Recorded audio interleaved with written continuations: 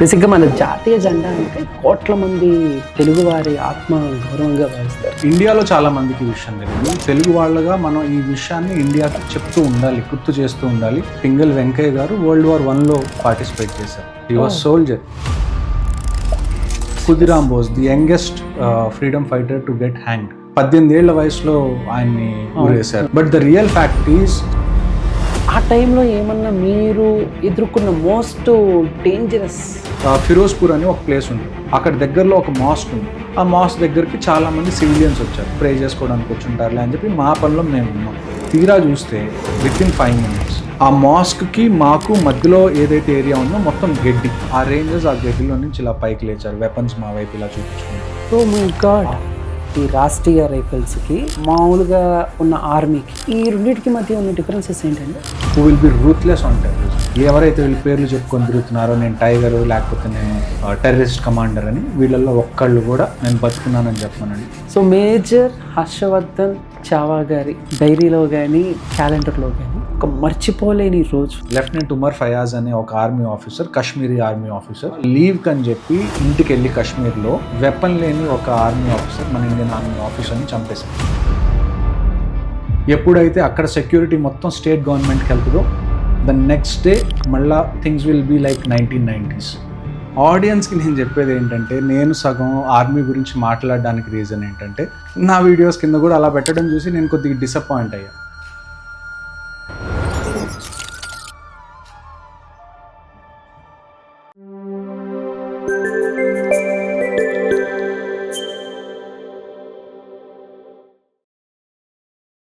Hi viewers, అందరికీ నమస్కారం.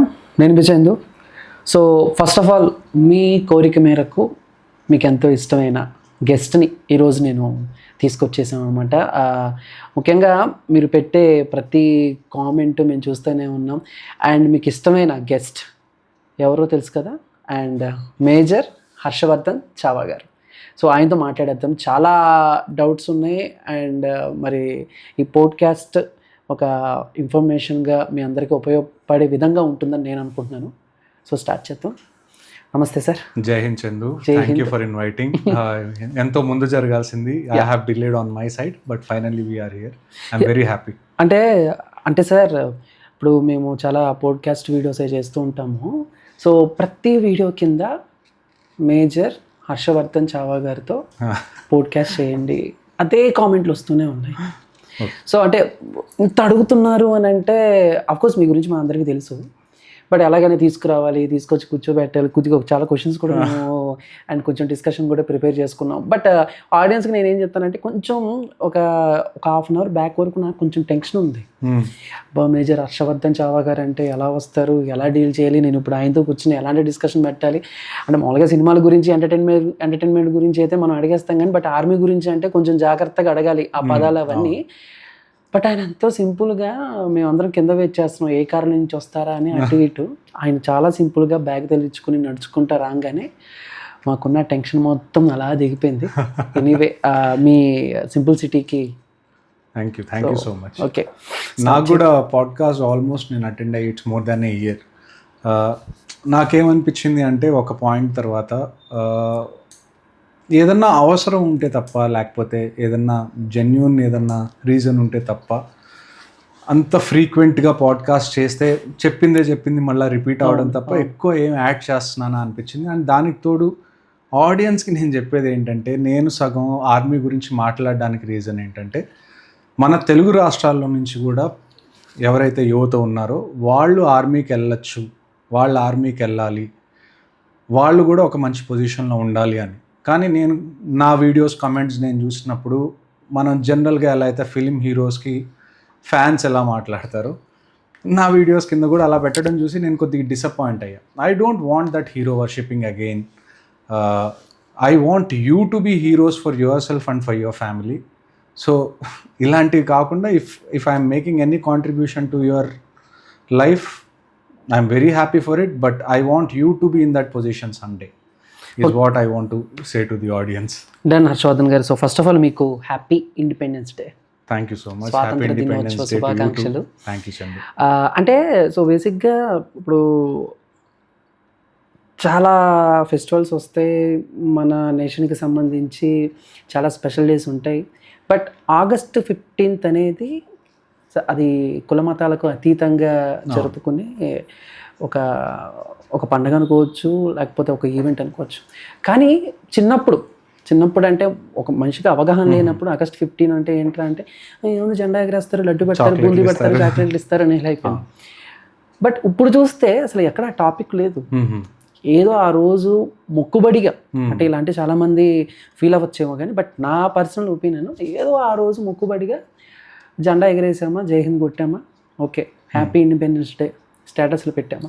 అంటే అప్పటి వరకు రాని దేశభక్తి August 14 సాయంత్రం 6:30 నుంచి అందరి స్టేటస్లో కనబడిపోతూ ఉంటుంది నాకు. Got it. సో ఏంటి దీని గురించి మీరు ఏం చెప్తారు? చూడండి, ఐ అండర్స్టాండ్ మీరు ఏమంటున్నారు. అంటే నేను అనుకునేవాడిని ప్యాట్రియాటిజం ఈజ్ సీజనల్ అని, అంటే పండుగలు ఏమన్నా వచ్చినప్పుడు, ఇలాంటి ఏమన్నా ఈవెంట్స్ వచ్చినప్పుడు మాత్రమే ప్యాట్రియాటిజం వస్తుందని. బట్ అలానేం కాదు. ఇప్పుడు ఫర్ ఎగ్జాంపుల్ సంక్రాంతి ఉందనుకోండి, ప్రతిరోజు హ్యాపీ సంక్రాంతి చెప్పం కదా. అలాగని చెప్పి మనకి సంక్రాంతి అంటే ఇష్టం లేదని కాదు, హోలీ అంటే ఇష్టం లేదని కాదు, ఏ రోజుకి ఆ రోజు. ఇంకొక విషయం ఏంటి అంటే, at the end of the day ప్రతి ఒక్కళ్ళు ఉదయం లేవగానే వాళ్ళ పనులు ఉన్నాయి, వాళ్ళ ఇంట్లో వాళ్ళకి కొన్ని రెస్పాన్సిబిలిటీస్ ఉన్నాయి. సో వాళ్ళ రెస్పాన్సిబిలిటీస్, ఆ డ్యూటీస్ వాళ్ళు చేయడంలోనే వాళ్ళ రోజంతా అయిపోతుంది. But we are fortunate that we have these kind of days where we can remember the nation. నాకు తెలిసి అందరి మైండ్లో నేషన్ అనేది ఉంటుంది, I think most of them. ఎందుకంటే రీసెంట్గా మనం ఆప్స్ హిందూ టైంలో చూసినా కానివ్వండి, లేకపోతే దేశంలో ఏది జరిగినా కానివ్వండి, అందరూ ఒక ఐక్యతను అయితే చూపిస్తారు. Especially when it comes to armoured forces కానివ్వండి, లేకపోతే ఏదైనా నేచురల్ కెలామిటీస్ అవనివ్వండి, అందరి మైండ్లో ఉంటుంది. కానీ ప్రతిరోజు ఎక్స్ప్రెస్ చేసే అంత అవసరం రాకపోవచ్చు. కానీ ఇలాంటి ఏదైనా స్పెషల్ అకేషన్స్ ఉన్నప్పుడు ఐ థింక్ కులమత విభేదాలు లేకుండా అందరూ ఏకతాటిగా విషెస్ అయితే చెప్పుకుంటారు. So it's okay as long as they have it in their heart. And ఇలాంటి ఏదైనా అకేషన్స్ వచ్చినప్పుడు బయట పెడుతుంటే I'm completely fine with it. బేసిక్గా మన జాతీయ జెండా అంటే కోట్ల మంది తెలుగువారి ఆత్మ గౌరవంగా భావిస్తారు.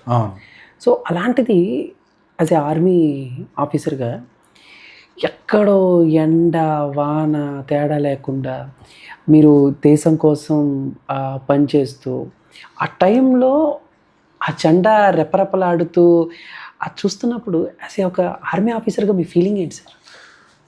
ఆర్మీ ఆఫీసర్గానే కాదండి, even since childhood I feel so proud looking at the Indian flag. ఎందుకంటే మనలో చాలామందికి, ఐ డోంట్ నో ఈ జనరేషన్లో వాళ్ళకి తెలుసో తెలీదో, అండ్ ఇండియాలో చాలామందికి ఈ విషయం తెలీదు. తెలుగు వాళ్ళగా మనం ఈ విషయాన్ని ఇండియాకి చెప్తూ ఉండాలి, గుర్తు చేస్తూ ఉండాలి. ఇండియన్ ఫ్లాగ్ ఏదైతే మనం ఇవాళ చూస్తున్నామో దాన్ని డిజైన్ చేసింది మన పింగళి వెంకయ్య గారు. నాకు నా తరపు నుంచి ఆంధ్రప్రదేశ్ ప్రభుత్వానికి నేను మీ పాడ్కాస్ట్ వైపు నుంచి కోరుకుంటున్నాను. పింగళి వెంకయ్య గారి జన్మస్థలం ఏదైతే ఉందో కృష్ణా డిస్ట్రిక్ట్లో, అక్కడ I think the government should establish something related to flag. అక్కడ ఒక కన్వెన్షనల్ సెంటర్, ఎక్సలెన్స్ సెంటర్ ఏదో ఒకటి, లేకపోతే హిస్టారిక్ మాన్యుమెంట్ లాంటిది ఏదన్నా కట్టి I think more people should start visiting it. అంటే చిన్నపిల్లలకి, అంటే కిడ్ ఫ్రెండ్లీగా, లేకపోతే స్కూల్ పిల్లలు ఏదన్నా వీకెండ్ ఏదైనా ఫీల్డ్ ట్రిప్కి వెళ్ళాలి అంటే ఇది ఒక ఆప్షన్ మనకుంది. పింగళి వెంకయ్య గారిని గుర్తు చేసుకునేలాగా, మన ఇండియా ఫ్లాగ్ గుర్తు చేసుకునేలాగా. And at the same time ఈ విషయాన్ని మిగతా స్టేట్స్, ఇండియాలో ఉన్న మిగతా స్టేట్స్కి కూడా మనం తెలియజెప్పాల్సిన అవసరం ఎంతో ఉంది. ఎందుకంటే నేను థ్యాంక్స్ టు ది ఆర్మీ నేను ఇండియాలో చాలా ప్లేసెస్ తిరగడానికి చాలా ఈజీగా ఆర్మీ వల్ల నాకు కుదిరింది. చాలా చోట్ల ఇప్పటికీ చాలా మిస్కన్సెప్షన్స్ ఉన్నాయి, ఎవరు ఇండియన్ ఫ్లాగ్ డిజైన్ చేశారు అన్నది. మన తెలుగు వాళ్ళ ఇండియన్ ఫ్లాగ్ని డిజైన్ చేసిన పింగళి వెంకయ్య గారి గురించి మనం ఇంకా వోకల్గా చెప్పి, ఆంధ్రప్రదేశ్ ప్రభుత్వం కూడా దీన్ని తీసుకొని ఏదన్నా ప్రాజెక్ట్ లాంటిది ఏదైనా చేస్తే even I'm very happy to contribute to it. అంటే పింగళి వెంకయ్య గారి టాపిక్ వచ్చింది కాబట్టి మేబీ ఆయన గురించి మాట్లాడితే, అంటే ఆయన మన జెండాని రూపొందించడానికి, అంటే తయారు చేయడానికి దగ్గర ఒక 30 దేశాల జెండాలకు సంబంధించిన వాటన్నిటిని అబ్జర్వ్ చేసి కొన్ని పుస్తకాలు రాసి ఆయన సొంత ఆస్తులు డబ్బులు ఏమైతే ఉన్నాయో అవన్నీ పెట్టి ఒక జెండాని మనకి అందించిన గొప్ప వ్యక్తి ఆయన. ఇంకొక విషయం ఏంటంటే పింగళి వెంకయ్య గారు World War I పార్టిసిపేట్ చేశారు. He was soldier. అక్కడ ఆయన ప్రతి కంట్రీది ఫ్లాగ్ చూసి మన కంట్రీకి ఫ్లాగ్ ఎందుకు లేదు, మన ఫ్లాగ్ అంటే అప్పుడు బ్రిటిష్ వాళ్ళు మనం పాలిస్తున్నారు కాబట్టి వాళ్ళ ఫ్లాగ్ ఉండేది, మన ఫ్లాగ్ ఉండేది కాదు. అది ఆయన థాట్కి పడిన, అంటే ఆయనలో ఆ ఫ్లాగ్ గురించి బీజం పడింది అక్కడ. సో ఆ తర్వాత ఆయన ఆ వార్ తర్వాత రిటర్న్ వచ్చిన తర్వాత ఆయన దాని మీద పనిచేయడం మొదలుపెట్టి అది గాంధీ గారికి చూపిస్తే, ముందు దానిలో చరకా ఉండేది, అంటే రాట్నం ఉంటుంది కదా మనం నూలు తీసే రాట్నం, అది ఉంటే దాన్ని కొన్ని మైనర్ మోడిఫికేషన్స్ చేసి అందులో మధ్యలో అశోక్ చక్రం ఉండేలాగా గాంధీ గారు సజెస్ట్ చేస్తే ఫైనల్గా మనకి ఇండియా ఫ్లాగ్ వచ్చింది. ఓకే, అంటే ఇక్కడ ఫస్ట్ పింగళి గారు చరకాన్ని ఎందుకు పెట్టారు, తర్వాత గాంధీ గారు? ఎందుకంటే అప్పట్లో పింగళి వెంకయ్య గారు గాంధీ గారి సత్యాగ్రహ పాలసీ అది ఏదైతే ఉందో దాన్ని బాగా ప్రభావితులయ్యారు. ఓకే, అప్పుడు గాంధీ గారు మచిలీపట్నం విజయవాడకు వస్తే అక్కడ ఆయనకి మొదటిసారి ఆయనకి ఆ ఫ్లాగ్ అనేది చూపించడం జరిగింది. ఆయన సిద్ధాంతాలకు కట్టుబడి ఆయన గాంధీ గారు అంటే మనకు తెలుసు, గాంధీ గారిది ఏ ఫోటో చూసినా ఎక్కువగా మనం ఆయన నూలు తీసే రాట్నం ఉంటుంది. సో అందుకని అది ఆయన మధ్యలో పెట్టారు. బట్ అందరి కోసం కాబట్టి అందులో ఇంకా పెద్ద విషయం ఏదన్నా ఇంకా లాంగ్, అంటే ఫ్లాగ్ అనేది ఆ ఒక్క సంవత్సరం కోసమే కాదు, అది తరతరాలకి వెళ్ళేది కాబట్టి అందులో ఏదన్నా కామన్ ఒకటి అందరికీ ఒక గుర్తింపు ఉండేలాగా అందులో అశోక్ చక్రం పెట్టారు ఆ తర్వాత. ఓకే, అంటే అశోక చక్రం పెట్టడానికి మెయిన్ మోటో? అశోక చక్రం మనం చూసుకుంటే మీరు సారనాథ్ స్తూప అని ఉంటుంది, ఆ సారనాథ్ స్తూపాలో అశోక్ చక్రం అనేది అశోక్ చక్రం అనేది ఎక్కడి నుంచి వచ్చిందంటే అశోకుడి దగ్గర నుంచి, ధర్మచక్రం అంటాం మనం, ధర్మచక్రం. సో ఆ ధర్మచక్రం అనేది ధర్మాన్ని రిప్రజెంట్ చేస్తుంది. మన ఇండియన్ ఎథోస్లో ధర్మం అనే దానికి చాలా పెద్ద పీట వేస్తాం మనం. ఆ ధర్మాన్ని మనం దానికి తోడు ఇంకొక విషయం ఏంటంటే, ఒక చక్రం అనేది దేనికి సింబల్ అంటే ఎప్పుడు ముందుకు వెళ్ళేది, అంటే చక్రం అంటే కంటిన్యూస్, ఎలా చెప్పాలి, అది కంటిన్యూస్ ఇంప్రూవ్మెంట్, కంటిన్యూస్ మూవ్మెంట్. ఆ మూవ్మెంట్ అనేది ఒక చేతన అనేది ఎప్పుడు ఉండాలి, ఒక చోటే ఉండిపోకుండా మనం ముందు కదులుతూ ఉండాలి అనే దానికి సంకేతంగా అందులో ధర్మచక్రం అనేది పెట్టడం జరిగింది. ఓకే, సో అందుకని అంటే ఇప్పుడు మామూలుగా మీరు ఆర్మీలో చూస్తే ఈ జెండాని గౌరవించటం, జెండాని జాగ్రత్తగా చూసుకోవటం, దీనికి సంబంధించి ప్రోటోకాల్స్ ఏమైనా ఉంటాయా ఆ ఆర్మీలో? ఖచ్చితంగా ప్రోటోకాల్స్ ఉంటాయి. ఫర్ ఎగ్జాంపుల్ మనం ఇండిపెండెన్స్ డే లేకపోతే రిపబ్లిక్ డేనే తీసుకున్నాం. ఇప్పుడు ఇండిపెండెన్స్ డే ఉందనుకోండి, ఎర్రకోటలో ప్రతి ఇయర్ ఇండిపెండెన్స్ డే రోజు జాతీయ జెండాని ప్రైమ్ మినిస్టర్ వచ్చి ఎగరేస్తారు. ప్రైమ్ మినిస్టర్ వచ్చి ఎగరేసినప్పుడు ఆ జాతీయ జెండా అనేది ఫ్లాగ్ పోల్ ఏదైతే ఉంటుందో ఆ పోల్ కింద కడతారు. అది కింద నుంచి రైజ్ అవుతూ పైకెళ్ళి ఓపెన్ అవుతుంది. ఎందుకు అంటే మనం ఫస్ట్ టైం మన ఇండియన్ నేషనల్ ఫ్లాగ్ ఎప్పుడు హాయిస్ట్ చేసాం, 1947 ఆగస్ట్ 15th. కొత్తగా ఒక దేశం పుట్టింది, అంటే అంతకుముందు భారతదేశం లేదని కాదు, అంటే ఇండిపెండెంట్ ఇండియా అంటే కింద నుంచి పైకి వెళ్ళి అది ఓపెన్ అవుతుంది. అదే మనం ఇప్పుడు రిపబ్లిక్ డే తీసుకున్నాం అనుకోండి, మనం ఫస్ట్ రిపబ్లిక్ డే చేసుకుంది ఎప్పుడు 1915లో, అంటే ఆల్మోస్ట్ ఒక 2.5 years తర్వాత, ఆగస్ట్ 15, 1947 తర్వాత. అప్పటికి ఆల్రెడీ మనకి ఇండిపెండెన్స్ వచ్చేసింది కాబట్టి ప్రతి రిపబ్లిక్ డేకి ఫ్లాగ్ హాయిస్ట్ చేసినప్పుడు ఏం చేస్తారు అంటే, ఫ్లాగ్ కింద నుంచి పైకి వెళ్ళదు, ఆల్రెడీ ఫ్లాగ్ పోల్కి పైనే కట్టు ఉంటుంది కానీ మూడేసి ఉంటుంది, అది జస్ట్ ప్రెసిడెంట్ వచ్చి దాన్ని ఓపెన్ చేస్తారు, అప్పుడు ఫ్లాగ్ ఓపెన్ అవుతుంది. సో ఇలాంటి ప్రోటోకాల్స్ ఉంటాయి. ఆ తర్వాత మీరు చూసుంటారు, ఎవరన్నా ఆర్మీలో చనిపోతే వారి శరీరం మీద ఫ్లాగ్ కప్పుతారు, ఆ ఫ్లాగ్ని ఫోల్డ్ చేసే పద్ధతి ఉంటుంది, ఆ ఫ్లాగ్ని మళ్ళీ వాళ్ళ ఫ్యామిలీ మెంబర్స్కి ప్రజెంట్ చేసే పద్ధతి ఉంటుంది, ఆ ఫ్లాగ్ని స్టోర్ చేసే పద్ధతి ఉంటుంది, మళ్ళీ ఫ్లాగ్ పాడైపోతే పాతదైపోతే దాన్ని డిస్కార్డ్ చేసే పద్ధతి ఉంటుంది. ఫర్ ఎగ్జాంపుల్ ఫ్లాగ్ పాడైపోయింది అనుకోండి, దాన్ని ఎలా డిస్కార్డ్ చేస్తాం, ఏదన్నా పారుతున్న నదిలో దాన్ని వదిలేస్తాం, లేకపోతే ఏదన్నా గుంత తవ్వి మట్టిలో దాన్ని కప్పెడతాం. సో ఇవి జస్ట్ ఫర్ ది ఆర్మీ అని కాదు, ఇవి సివిలియన్స్కి కూడా. మీరు ఆగస్ట్ 15th కానీ జనవరి 26 తర్వాత కానీ మీకు రోడ్ల మీద చాలా ఫ్లాగ్స్ అలాగ డెకరేషన్స్ చేసినవన్నీ ఆ తర్వాత పడిపోయి ఉంటాయి, వాటిని కూడా చాలా పద్ధతిగా డిస్కార్డ్ చేయండి. ఈసారి నుంచి నేను చెప్పేది ఏంటంటే, ప్రతి ఆగస్ట్ 15th ప్రతి స్కూల్లో కానివ్వండి, లేకపోతే ఏ చౌరస్తాకి వెళ్ళినా అక్కడ ఫ్లాగ్ పోల్ ఉంటే అక్కడ ఎగరేయడానికి ట్రై చేస్తారు. దాంతోపాటు డెకరేషన్లో చాలా చిన్న ఫ్లాగ్స్ కడతారు. ఆ ఫ్లాగ్స్ అన్నీ మీకు రోడ్డు మీద ఎక్కడన్నా కనపడినా కానీ, లేకపోతే ఆ డెకరేషన్స్ తీసేసేటప్పుడు కానీ దానికి గౌరవంగా తీయండి. ఊరికి అక్కడ పడేయడం కాకుండా, చెత్త కుప్పల్లో పడేయడం కాకుండా దానికి వాల్యూ ఇచ్చి దాన్ని ఏ రకంగా అయితే డిస్కార్డ్ చేయాలో ఆ రకంగా డిస్కార్డ్ చేస్తే మంచిది. సూపర్. అంటే ఇప్పుడు స్వాతంత్ర సమరయోధులు, మనకి స్వతంత్రం రావడానికి చాలామంది చాలా రకాలుగా కష్టపడ్డారు, వాళ్ళు ఏం చేయాలో అవి చేశారు. కానీ ఎంతో వందల మంది ఉన్న చరిత్రలో ఎంతో వందల మంది ఉన్న స్వాతంత్ర సమరయోధుల్లో మనకి కొంతమంది మాత్రమే గుర్తుంటారు. వాళ్ళలో చూస్తే అంటే చాలామంది యువత ఒక 2 విభాగాలుగా ఒక 2 గ్రూపులుగా విడిపోయి మా గాంధీజీ గొప్ప అంటే మా నేతాజీ గొప్ప అనుకునే టైప్లో వార్స్ జరుగుతూ ఉంటాయి. అంటే సోషల్ మీడియాలో మేము చూస్తూ ఉంటాం. అంటే కామన్ అంటే జనరల్ ఆడియన్స్ నుంచి నేను అడుగుతున్న క్వశ్చన్ ఇది. అంటే గాంధీ గారేమో గొడవలు వద్దు, కూల్గా వెళ్దాం ఈ టైప్లో ఉంటారు. అండ్ నేతాజీ వచ్చి మీరు అలా కూర్చుంటే పనులు అవ్వవు, వాళ్ళు కొడుతున్నప్పుడు మనం తిరిగి కొడితేనే పనులు అవుతాయి అన్న పాయింట్ ఆఫ్ వ్యూలో ఉంటారు. సో అంటే నిజంగానే నేతాజీ గారికి గాంధీజీ గారికి మధ్య అంటే మేబీ ఆ ఇగో వార్ కానీ నడిచేదే కోల్డ్ వార్ అంటారు కదా. నాకైతే అలాగే ఏమనిపించదు. సుభాష్ చంద్రబోస్ గారు గాంధీ గారికి చాలా రెస్పెక్ట్ ఇచ్చేవాళ్ళు. ఎందుకంటే ఒక పాయింట్ తర్వాత గాంధీ గారు ఒక వ్యక్తి కన్నా కానీ ఒక సింబల్గా అయిపోయారు. అంటే నాన్ వైలెన్స్ కానివ్వండి వీటన్నిటికీ ఒక సింబల్గా అయిపోయారు. కానీ ఒక వైపు నుంచి మనం వైలెంట్గా ఏవైతే మనం చేసామో అవి చూసుకుంటే అవి 1900s మొదలవ్వలేదు, అది 1800s మొదలైంది. మనం ఫస్ట్ వార్ ఆఫ్ ఇండిపెండెన్స్ అని దేన్ని చెప్పుకుంటాం? సిపాయి తిరుగుబాటు అంటాం. అది ఎప్పుడు జరిగింది? 1857లో జరిగింది. 1857లో ఏం జరిగింది?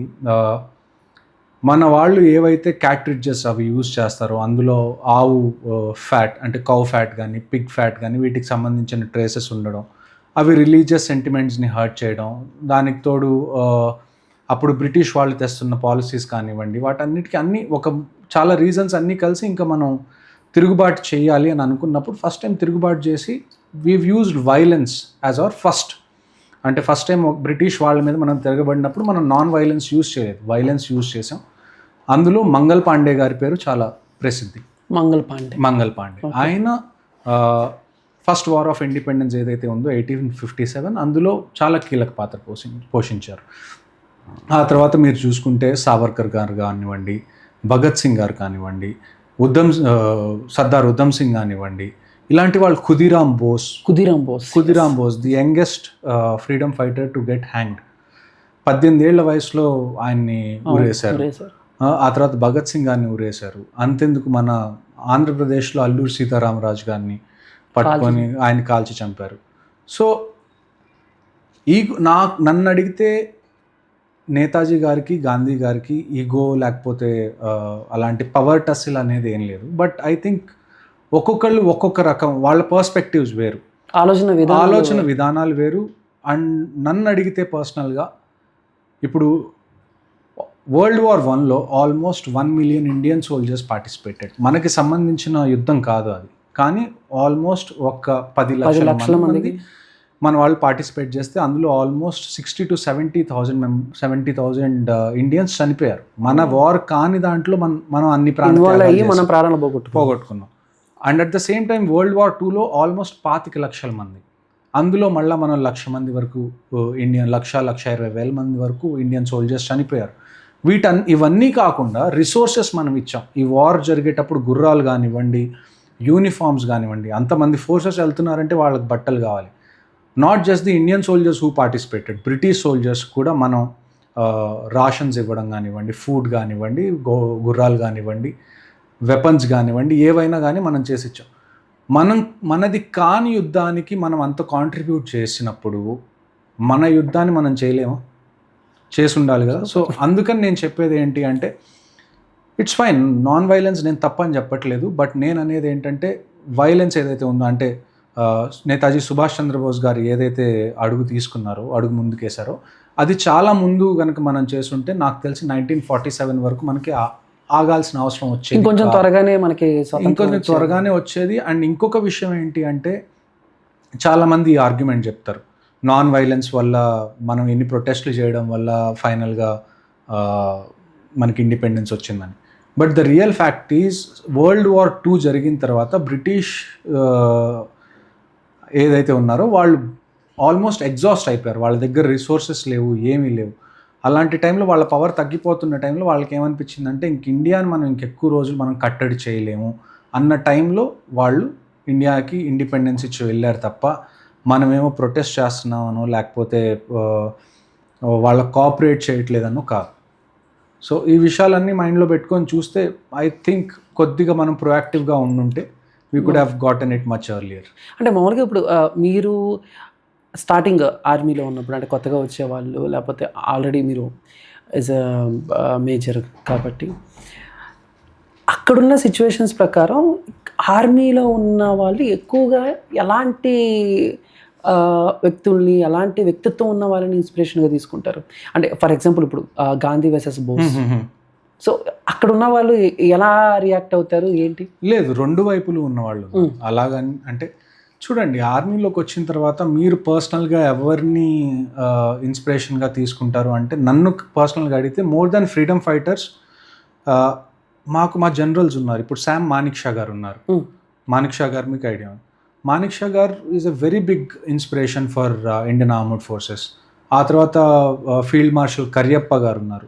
కరియప్ప గారు he was the first chief of army staff of Indian army. ఆయన్ని చాలామంది ఇన్స్పిరేషన్గా తీసుకుంటారు. రీసెంట్గా మనకి బిపిన్ రావత్ గారు ఉన్నారు. బిపిన్ రావత్ ఆయన ఇన్స్పిరేషన్గా తీసుకునేవాళ్ళు. సో మేము ఆర్మీలోకి వెళ్ళిన తర్వాత we read lot of military history.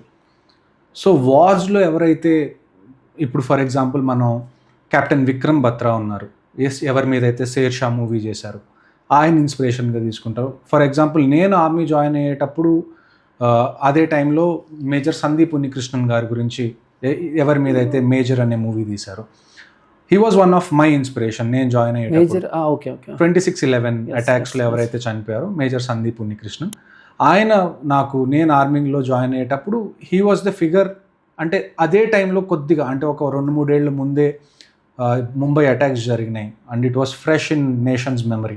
So ఆ టైంలో మేజర్ సందీప్ ఉన్నికృష్ణన్ గారు use to be one of my inspiration. So ఇలాగ ఆర్మీలో ఉన్నవాళ్ళు, ఆర్మీలోకి వెళ్ళేవాళ్ళు జనరల్గా అంత పాస్ట్లోకి వెళ్ళరు, ఫ్రీడమ్ ఫైటర్స్ అంత పాస్ట్లోకి. ఎవరైతే మిలిటరీ ఆఫీసర్స్, మిలిటరీ సోల్జర్స్ ఎవరైతే చనిపోయారో బై డూయింగ్ సుప్రీం సాక్రిఫైస్ అంటాం మేము, దాంట్లో ఏదైనా ఆపరేషన్లో చనిపోయినా కానీ, లేకపోతే టెర్రరిస్ట్ని ఎవరైనా చంపినా కానీ. ఇప్పుడు ఫర్ ఎగ్జాంపుల్ రీసెంట్ టైమ్స్లో మీరు హిందీలో కనుక మిలిటరీ రిలేటెడ్ పాడ్కాస్ట్ మీరు చూస్తే, అందులో బ్రిగేడియర్ సౌరభ్ సింగ్ షకావత్ గారు అని ఉన్నారు. ఆయన para special force officer. He's one of the most decorated living officers of Indian army. ఆయన్ని చాలామంది ఇన్స్పిరేషన్గా తీసుకుంటారు. So when it comes to military, మేము చేసే పని క్లోజ్గా ఎవరైతే చేశారో we generally take inspiration of them. Okay, అంటే నేను ఇప్పుడు అంటే ఒక ఆర్మీ ఆఫీసర్ ఎలా ఉండాలి అంటే, ఇప్పుడు మీ యూనిఫామ్ ఇందాక మనం మాట్లాడుకున్నట్టు, అండ్ మొదటి ప్రపంచ యుద్ధంలో మన వాళ్ళు చాలామంది పార్టిసిపేట్ చేయడమే కాకుండా మన దగ్గర ఉన్న థింగ్స్ కానీ, లేకపోతే యూనిఫామ్ కానీ మనం డిస్ట్రిబ్యూట్ చేసాం. బట్ ఇక్కడ ఏంటంటే కొన్ని ఈ ఆర్మీకి వచ్చేసరికి చాలా ప్రోటోకాల్స్ నేను జనరల్గా ఫేస్ చేస్తూ ఉంటాను. అంటే లైక్ ఇప్పుడు ఇక్కడ మన హైదరాబాద్లోనే కొన్ని ఏరియాలో ఆర్మీకి సంబంధించిన ఆఫీసెస్ కానీ, ఆర్మీ వాళ్ళకి సంబంధించిన ఇల్లు కానీ అవన్నీ ఉంటాయి. అటు సైడ్ వెళ్ళేటప్పుడు మామూలుగా మనం ఇలా సరదాగా హార్న్లు కొట్టుకుంటా, అక్కడ చాలా కఠినంగా ఉంటాయి వాళ్ళు, సైలెంట్. సో అక్కడ కెమెరాలు తీయకూడదు, డ్రోన్స్ వాడకూడదు, ఇన్ని ప్రోటోకాల్స్ ఉంటాయి. బట్ ఈ యూనిఫామ్కి వచ్చేసరికి ఆర్మీ వాళ్ళు వేసుకునే యూనిఫామ్స్ సో ఎక్కడ తయారు చేస్తారు, ఎలా తయారు చేస్తారు, అండ్ బయట ఇస్తారా, లేకపోతే ఓన్లీ మీకంటూ దానికి బయటికి వెళ్ళకుండా ఓన్లీ ఆర్మీ వాళ్ళకి సంబంధించిన మాత్రమే అక్కడ ఉంటుందో, దాని గురించి చెప్పండి అసలు. ఇప్పుడు ఆర్మీ యూనిఫామ్స్ అనుకోండి, జనరల్గా సోల్జర్స్ ఎవరైతే ఉంటారో వాళ్ళకి యూనిఫామ్స్ ఇష్యూ అవుతాయి. అంటే ఆర్డినెన్స్ ఫ్యాక్టరీలో తయారయ్యి వస్తాయి, ఆర్మీకి సంబంధించిన ఫ్యాక్టరీస్లో వాళ్ళకి ఇష్యూ అవుతాయి. వాళ్ళు అది కొద్దిగా ఫ్రీ సైజ్గా ఉంటుంది, వాళ్ళు టైలర్ దగ్గర తీసుకుని, టైలర్ కూడా లోపలే ఉంటారు మా యూనిట్స్లో, టైలర్స్ దగ్గరికి తీసుకెళ్ళి వాళ్ళు వాళ్ళ సైజుని బట్టి దాన్ని ఆల్టరేషన్ చేయించుకుంటారు. ఆఫీసర్స్కి వచ్చేసరికి ఇష్యూ అవ్వదు. ఆఫీసర్స్కి every certain period of time తర్వాత వాళ్ళకి అలవెన్స్ వస్తుంది, డ్రెస్సింగ్ అలవెన్స్. ఆ అలవెన్స్తో మేము క్లాత్ తీసుకొని మేము కొనుక్కొని మేము స్క్రాచ్ నుంచి కుట్టించుకోవాలి. కాకపోతే ఇక్కడ ఇంకొక విషయం ఏంటి అంటే, కంటోన్మెంట్స్ ఏవైతే ఉంటాయో ఆ కంటోన్మెంట్స్ చుట్టుపక్కల చాలా షాప్స్లో ఈ కాంబాట్ క్లాత్ కానివ్వండి, లేకపోతే ఆర్మీ వాళ్ళకి సంబంధించిన యూనిఫామ్ క్లాత్ కానీ అమ్ముతూ ఉంటారు, విచ్ ఈజ్ ఇల్లీగల్.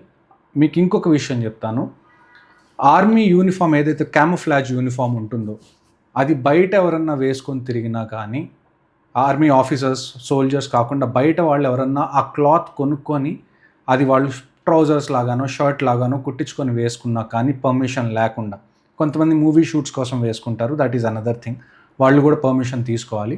అలా కాకుండా రోడ్డు మీద ఎవరన్నా ఓకే నాకు ఆర్మీ అంటే ఇష్టం ఉంది, నేను ఆర్మీ కంటోన్మెంట్ దగ్గరలో ఏదైనా షాప్లో ఇలాంటి కాంబాట్ క్లాత్ ఏదైనా దొరికితే నేను కుట్టించుకొని వేసుకుంటాను, వాడికేమి అందులో ఏమీ తప్పుడు ఉద్దేశం ఏం లేదు, just he likes army and he wants to wear it.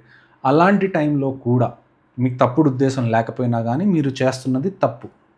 So army uniform ఏదైతే ఉందో అది బయట అమ్మడం కూడా తప్పు, and at the same time అది ఎవరన్నా ఆర్మీకి సంబంధించిన వాళ్ళు కాకుండా బయట వాళ్ళు వేసుకొని తిరగడం కూడా తప్పు. టైం టు టైం ఆర్మీ ఇలాంటి షాప్స్ మీద కంప్లైంట్ చేస్తారు పోలీస్కి.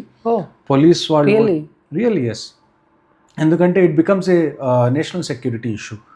ఇప్పుడు బయట అంత ఫ్రీగా దొరికింది అనుకోండి, ఎవరికి తప్పు ఉద్దేశం లేనప్పుడు వాడు కొనుక్కొని వేసుకున్నాడు, మళ్ళీ ఇంట్లో పెట్టుకున్నాడు, he's a fan of Indian army, understood.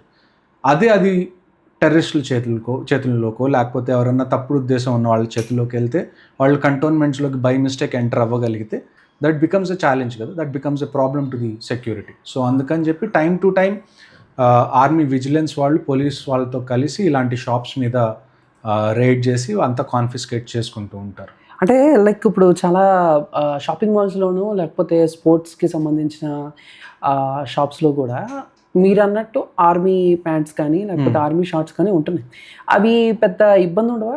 కాదు, ప్యాటర్న్ ఉంటుంది. ఇండియన్ ఆర్మీ క్యామోఫ్లాజ్ ఒక ప్యాటర్న్ ఉంటుంది. ఆ ప్యాటర్న్ సేమ్ టు సేమ్ మీరు రిప్లికేట్ చేయకూడదు. మీరు కొద్దిగా ఫ్యాషనబుల్గా వేరే ప్యాటర్న్స్ ఏదైనా మిలిటరీ ప్యాటర్న్స్కి దగ్గరగా కాకుండా కొద్దిగా ఉంటే ఇబ్బంది లేదు. బట్ మీరు ఎగ్జాక్ట్గా ఇండియన్ ఆర్మీ యూనిఫామ్ ఏ ప్యాటర్న్లో ఉంటుందో, లేకపోతే రీసెంట్గా ఇండియన్ ఆర్మీ యూనిఫామ్స్ మార్చింది, ఓకే, దాని ముందు ప్యాటర్న్ కానీ ఇప్పుడున్న ప్యాటర్న్ కానీ మీకు ఎక్కడన్నా బయట దొరికినా అది మీరు కుట్టించుకొని వేసుకుంటే, ఇన్ఫ్యాక్ట్ చాలా షాప్స్లో ఏం చేస్తారు అంటే, ఒకవేళ నేను వెళ్ళాను అనుకోండి షాప్లో, నాకు క్లాత్ కావాలి, నేను కుట్టించుకోవాలి, వాళ్ళు ఫస్ట్ నన్ను నా ఐ కార్డ్ అడుగుతారు. నా ఐ కార్డ్ అడిగి నేను ఆర్మీ అతన్ని అని తెలిసిన తర్వాతే వాళ్ళు నాకు అమ్ముతారు. సో అదొక సెక్యూరిటీ, అదొక ప్రోటోకాల్, అందరికి వెళ్ళి మనం కొనుక్కోకుండా అదొక. కానీ కొన్ని చోట్ల ఏమవుతుంది అంటే, కొంతమంది డబ్బుల కోసం లేకపోతే అంతగా అవగాహన లేక వాళ్ళు అమ్మేస్తూ ఉంటారు. బట్ దానివల్ల ప్రాబ్లమ్స్ వస్తాయి. అది ఒకవేళ ఈ పాడ్కాస్ట్ ఎవరన్నా అలాంటి షాప్స్ వాళ్ళు వింటుంటే వాళ్ళు కూడా తెలుసుకుంటే మంచిది. ఈవెన్చువల్గా వాళ్ళే ప్రాబ్లంలో పడతారు. ఓకే, అని అంటే ఆర్మీకి సంబంధించి చాలామందికి మేబీ ఇప్పుడు ఒక రకంగా అవగాహన బాగా పెరుగుండొచ్చు, కానీ బట్ నేను రియల్గా చూసింది ఏంటంటే, ఇప్పుడు పల్లెటూరులో కానీ లేకపోతే ఒక మిడిల్ క్లాస్ ఫ్యామిలీకి సంబంధించి వాడికి ఆర్మీ అంటే చాలా ఇష్టం. వాడు ఎక్కడో ఎవరినో చూసి ఎక్కడో చదివి ఇన్స్పైర్ అయ్యి ఉంటాడు. వెళ్ళి నేను ఆర్మీకి వెళ్ళాలి అని ఇంట్లో వాళ్ళకి చెప్పినప్పుడు, ఎందుకురా ఇక్కడ ఏదో జాబ్ చేసుకోవచ్చు కదా, ఎందుకు ఆర్మీకి వెళ్తే చచ్చిపోతావు, ఆర్మీకి వెళ్తే చచ్చిపోతావు అంతే. అంతేగాని అసలు ఆర్మీ మీద అవగాహన ఏంటి, ఆర్మీకి ఎందుకు వెళ్తున్నారు, అక్కడ ఏం చేస్తారు అన్న, మేబీ చదువుకోలేదు కాబట్టి వాళ్ళకి తెలియదు. కొంతమంది చదువుకున్న మూర్ఖులు కూడా ఉంటారు, వాళ్ళు కూడా సేమ్, దగ్గర ఇక్కడ చక్కగా హ్యాపీగా ఉండకుండా ఆర్మీ అంటూ చచ్చిపోతున్నారు అక్కడ. అంటే చాలా ఈజీగా ఇంకా ఆర్మీకి వెళ్తానంటే ఆర్మీకి వెళ్తే చచ్చిపోతావు ఇదే. సో అలాంటి వాళ్ళకి మీరు ఏం చెప్తారు అసలు మామూలుగా? చూడండి, if you ask me about death, ప్రతి మనిషి లైఫ్లో ఖచ్చితంగా వచ్చేదంటే ఏంటి? చావు. అది మీరు కాలేజ్కి వెళ్తూ బైక్ మీద నుంచి పడైనా జరగచ్చు, మీది ఎప్పుడు రాసి పెట్టుందంటే అప్పుడు ఖచ్చితంగా జరుగుతుంది. There is a very famous saying, lays of Rome by Macaulay, ఒక బుక్ ఉంటుంది, అందులో ఒక కొటేషన్ ఉంటుంది, how can a man die better than facing fearful odds for the ashes of his fathers and the temples of his gods. దాని అర్థం ఏంటంటే, ఒక మనిషి గొప్పగా ఎప్పుడు చచ్చిపోతాడంటే when he fights for the ashes of his fathers and the temples of his gods. అంటే ఇది హిందూయిజం గురించో లేకపోతే మీ నాన్నగారి గురించో కాదు. యాషెస్ ఆఫ్ హిస్ ఫాదర్స్ అంటే ఈ దేశాన్ని కాపాడడం కోసం మన ఫోర్ ఫాదర్స్, మన ముందు జనరేషన్స్ వాళ్ళు చాలామంది వాళ్ళు ప్రాణాలు త్యాగం చేశారు. వాళ్ళందరూ కూడా ఇలానే అనుకొని ఉంటే మనం ఇవాళ ఇంత ఫ్రీ కంట్రీలో ఉండేవాళ్ళం కాదు. టెంపుల్స్ ఆఫ్ హిస్ గాడ్స్ అంటే ఏంటి? మనకి ఒక స్కూల్ కూడా టెంపుల్, విద్యాలయం అంటాం. మనం విద్యాలయం అని ఎందుకంటాం? అది మనకి ఒక టెంపుల్తో సమానం.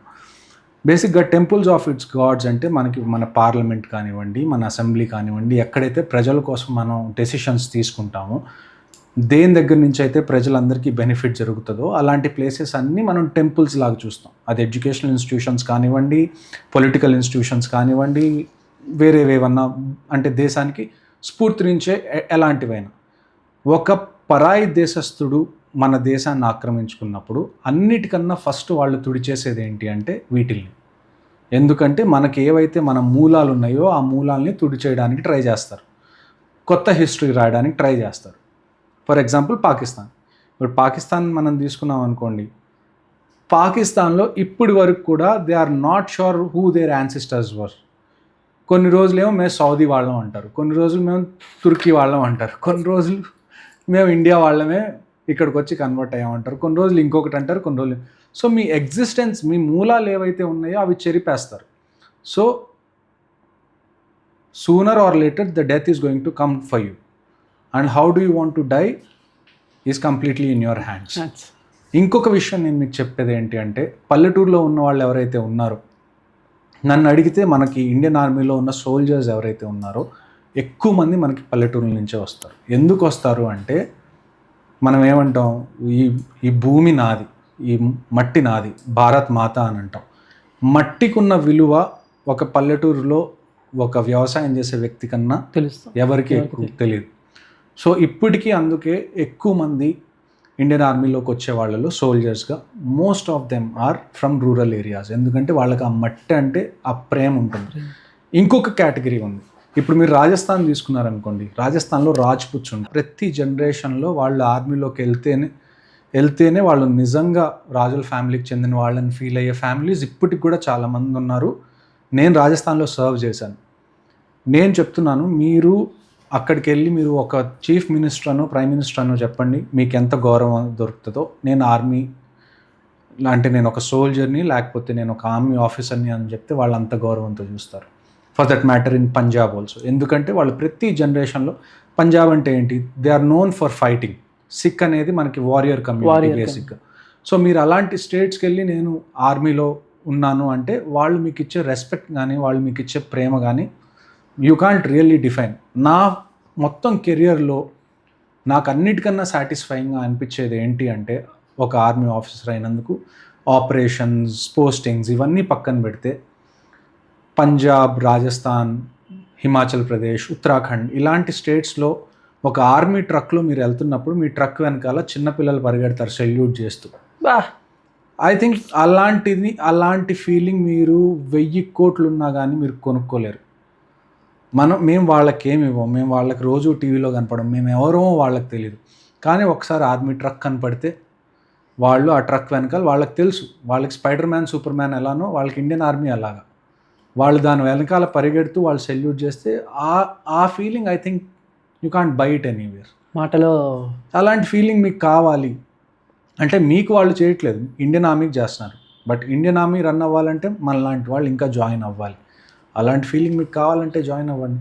అలా కాదు మేము కంఫర్టబుల్గా ఇక్కడే చేసుకుంటాం, లేకపోతే యూఎస్ వెళ్తాం, ఏం పర్లేదు. ఇండియాలో వీ హ్యావ్ 1.47 బిలియన్ పీపుల్. ఆర్మీలో కొదవ అనేది లేదు, చేరరా అని. But what I want is కొద్దిగా టాలెంట్ ఉన్నవాళ్ళు, ఇంకా బాగా చదువుకున్న వాళ్ళు వస్తే ఇట్స్ ఆల్వేస్ బెటర్. ఆర్మీ యూనిట్లకు సంబంధించి యూనిట్లో అంటే మీరుండే ప్లేసెస్లో లైక్ ఒక చర్చ్, ఒక గుడి, ఒక మసీదు ఇవన్నీ ఒకే చోట ఉంటాయి. I think Sarvadharmasthal. ఆ సర్వధర్మస్థల్ ప్రతి చోట ఉంటుంది, ప్రతి ఆర్మీ కంటోన్మెంట్లో ఉంటుంది. దాని మెయిన్ అర్థం ఏంటి అంటే, the army doesn't have a religion. మీరు ఏ రిలీజన్ అయినా కావచ్చు. ఒక్కసారి మీరు ఏదైనా రెజిమెంట్లోకి వెళ్ళారనుకోండి, ఆ రెజిమెంట్లో సోల్జర్స్ది ఏ రిలీజనో మీది కూడా అదే రిలీజన్. ఫర్ ఎగ్జాంపుల్ నా రెజిమెంట్ నేను తీసుకుంటాను, 53 ఇంజనీర్ రెజిమెంట్. నా రెజిమెంట్లో almost 35 to 40% are Sardar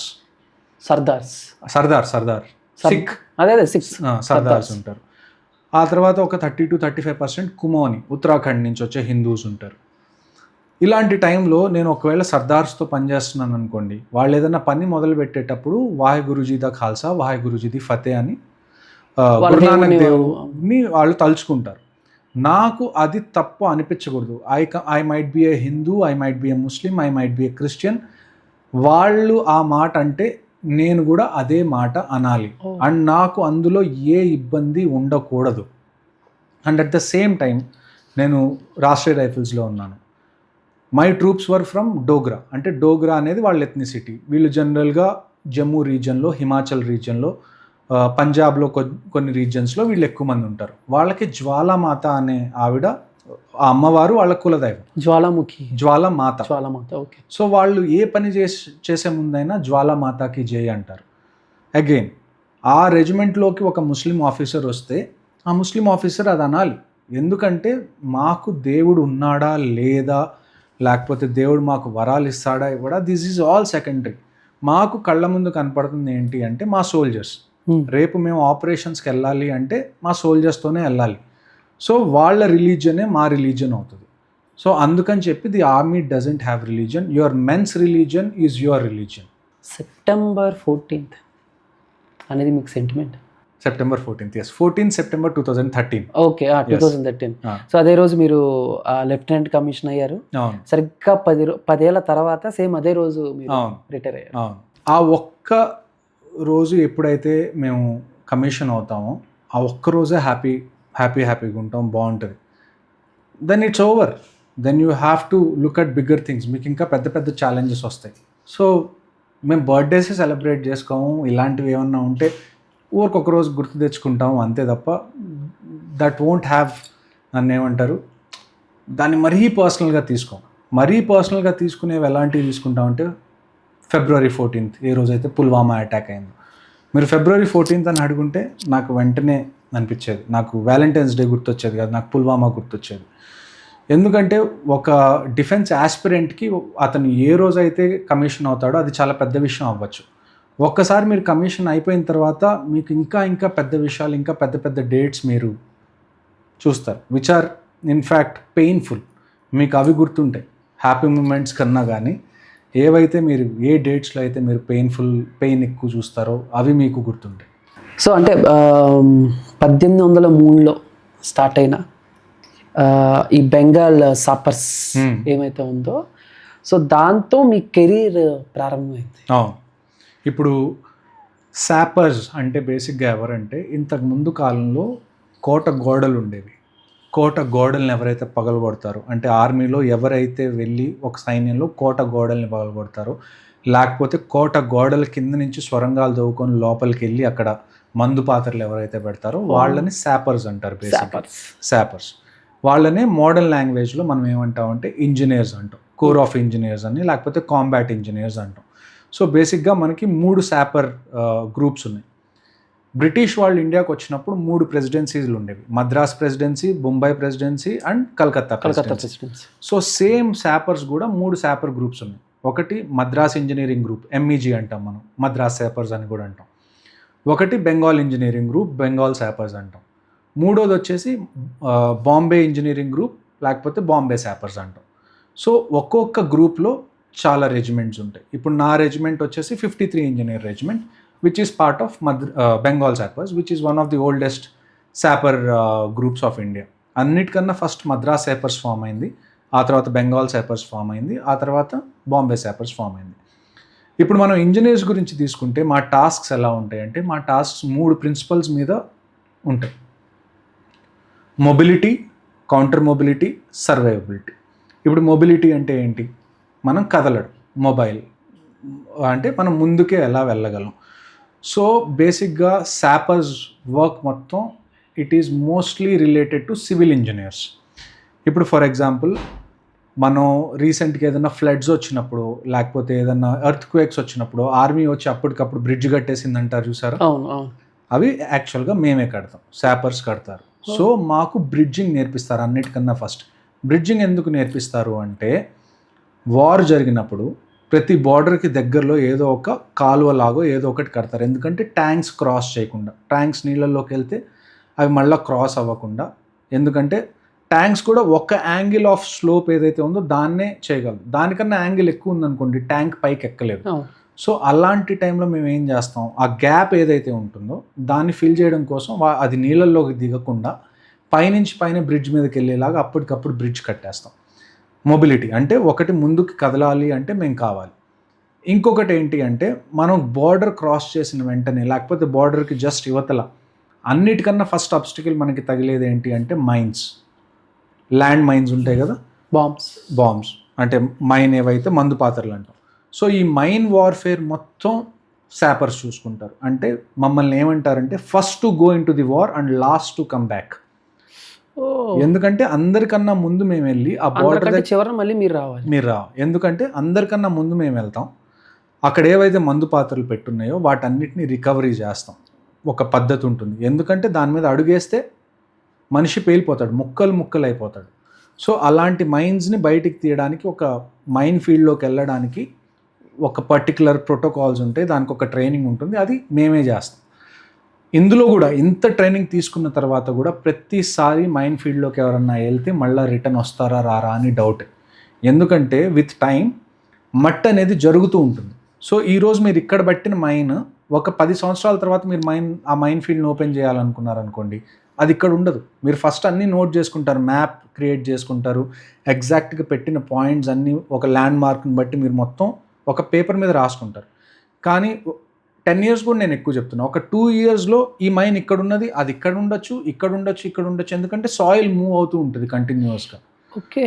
so మేము ఏం చేస్తామంటే ఒక ప్రాడర్ ఉంటుంది, ఒక పెద్ద స్టిక్ ఎడ్జ్లో ఒక సూది లాగా ఉంటుంది, దాన్ని బట్టి మేము ఒక్కొక్క పాయింట్ అలాగా ప్రెస్ చేసుకుంటూ, అంటే మట్టిలో చెక్ చేసుకుంటూ వెళ్తాం.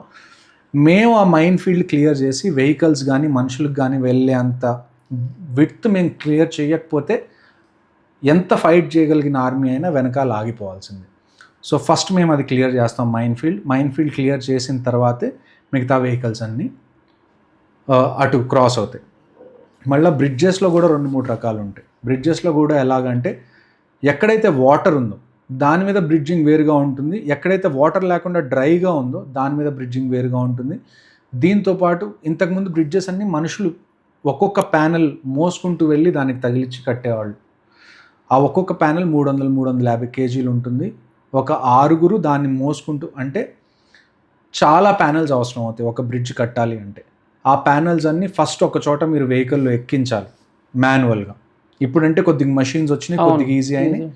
అవి ఎక్కించి ఆ వెహికల్స్ అన్నీ ఇక్కడికి తీసుకొచ్చి ఇక్కడ మళ్ళీ వాటిని దించి క్యాలిక్యులేషన్స్ చేసి ఎన్ని ప్యానెల్స్ అవసరం అవుతాయి, ఎలాగ లాంచ్ చేయాలి బ్రిడ్జ్, ఇవన్నీ క్యాలిక్యులేషన్స్ చేసుకొని ఆ తర్వాత మీరు ఒక్కొక్క ప్యానెల్ తీసుకొచ్చి దానికి జోడించి ఆ బ్రిడ్జ్ని ముందుకు నెట్టి ఒక బ్రిడ్జ్ని మీరు కంప్లీట్ చేస్తారు. ఇదంతా మొబిలిటీ పార్ట్. ఇప్పుడు కౌంటర్ మొబిలిటీ అంటే ఏమొస్తుంది అంటే, ఎనిమీ మన వైపు వస్తుంటే ఆ మొబిలిటీని ఎలా కౌంటర్ చేయొచ్చు. ఫర్ ఎగ్జాంపుల్, ఎనిమీ బ్రిడ్జ్ కట్టుకొని వస్తున్నాడు, లేకపోతే ఎనిమీ మన టెరిటరీలోకి ఎంటర్ అయ్యాడు, మన వైపు ఉన్న బ్రిడ్జెస్ అన్నిటిని మనమే పేల్చేస్తాం ఎక్స్ప్లోజివ్స్ పెట్టి. మనమే ఎందుకంటే మనం పేల్చకపోతే ఎనిమీ ఈజీగా వచ్చేస్తాడు, మనం కట్టిన బ్రిడ్జ్ వాడుకునే వచ్చేస్తాడు. సో మనం ఏం చేస్తామంటే ముందే ఎక్కడైతే బార్డర్ ఏరియాస్లో బ్రిడ్జెస్ ఉన్నాయో ఆ బ్రిడ్జెస్ అన్నిటినీ మనం ముందే రెక్కీ చేస్తాం. దాని విడ్త్ ఎంత ఉంది, దాని కన్స్ట్రక్షన్ టైప్ ఏంటి, దానికి ఎంత ఎక్స్ప్లోజివ్ అవసరం అవుతుంది దాన్ని పేల్చాలంటే, ఇవన్నీ ముందే మేము క్యాలిక్యులేట్ చేసి పెట్టుకుంటాం. ఎప్పుడైతే వార్ స్టార్ట్ అవుతుందో మేము వెళ్ళి ఆ ఎక్స్ప్లోజివ్స్ రెడీగా పెడతాం. ఒకవేళ అటువైపు నుంచి ఎనిమీ వస్తున్నారా మేము కాల్ చేస్తాం, మేము బ్లాస్ట్ చేసేస్తాం. రెండో విషయం, కౌంటర్ మొబిలిటీలో ఎనిమీ మన వైపు వస్తుంటే అప్పటికప్పుడు మైన్ ఫీల్డ్స్ మనం వేయాల్సి వస్తుంది. ఫర్ ఎగ్జాంపుల్, మీరు ఇక్కడ ఆల్రెడీ డిప్లాయ్ అయి ఉన్నారు ఈ ఏరియాలో, కానీ ఎనిమీ ఇక్కడి నుంచి వస్తున్నాడు. ఎనిమీ ఇక్కడి నుంచి వస్తే మీరు ఏం చేస్తారు, ఇక్కడ మైన్ ఫీల్డ్ తొందరగా వేసేస్తారు. దానివల్ల ఏంటి, ఎనిమీ ఇటువైపు టర్న్ అవుతారు. సో మైన్ ఫీల్డ్స్ ఎందుకు యూజ్ అవుతాయి అంటే ఎనిమీని చంపడానికి యూజ్ అవుతాయి, and at the same time ఎనిమీని మనకు కావాల్సిన డైరెక్షన్లో డైవర్ట్ చేయడానికి కూడా యూజ్ అవుతాయి. సో అప్పటికప్పుడు మైన్ ఫీల్డ్స్ వేయడం కూడా చాలా కష్టం, అందులో చాలామంది చనిపోతారు. ఇన్ఫ్యాక్ట్ మా యూనిట్లో మా కమాండింగ్ ఆఫీసర్ ఒక ఆయన సిఓ అంటే కల్నల్ ఆఫీసర్, ఆయనకి పాస్ట్లో 2001-2002 ఆప్ పరాక్రమ్ అని ఒకటి జరిగింది. ఆ టైంలో ఆయన కాలిపోయింది మైన్ వల్ల. మా 2 ఆఫీసర్స్ చనిపోయారు మైన్ ఫీల్డ్స్ వల్ల. నా కంపెనీలో నేను సోల్జర్స్ని చూశాను, చేతులు కాళ్ళు లేని వాళ్ళని. Everything because of mines. అన్నిటికన్నా చాలా డేంజరస్ ఏదన్నా ఉంది అంటే ఇండియన్ ఆర్మీలో కానీ ఏ ఆర్మీలో అయినా కానీ అది మైన్. ఎందుకంటే వీ కాంట్ ప్రిడిక్ట్ ఇట్. కొన్నిసార్లు హ్యాండిల్ చేసేటప్పుడు చేతిలో పేలిపోతుంది. కొన్నిసార్లు మైన్ ఫీల్డ్స్ మనం రికవర్ చేసేటప్పుడు లేకపోతే మైన్ ఫీల్డ్ని మనం క్లియర్ చేసేటప్పుడు పేలిపోవచ్చు. సో మైన్స్ చాలా వాలటైల్గా ఉంటాయి, చాలా అన్స్టేబుల్గా ఉంటాయి. ఇంకా మూడో పాయింట్ వచ్చేసరికి సాపర్స్ చేసేది సర్వైవబిలిటీ. సర్వైవబిలిటీలో మనకి ఏమొస్తుంది అంటే ఇప్పుడు బాంబ్ డిటెక్షన్ కానివ్వండి, బాంబ్ డిస్పోజల్ కానివ్వండి, and at the same time war జరుగుతున్నప్పుడు వాటర్ సప్లై మొత్తం ఏదైతే ఉంటుందో ఆర్మీకి, అది కోర్ ఆఫ్ ఇంజనీర్స్ చేస్తుంది.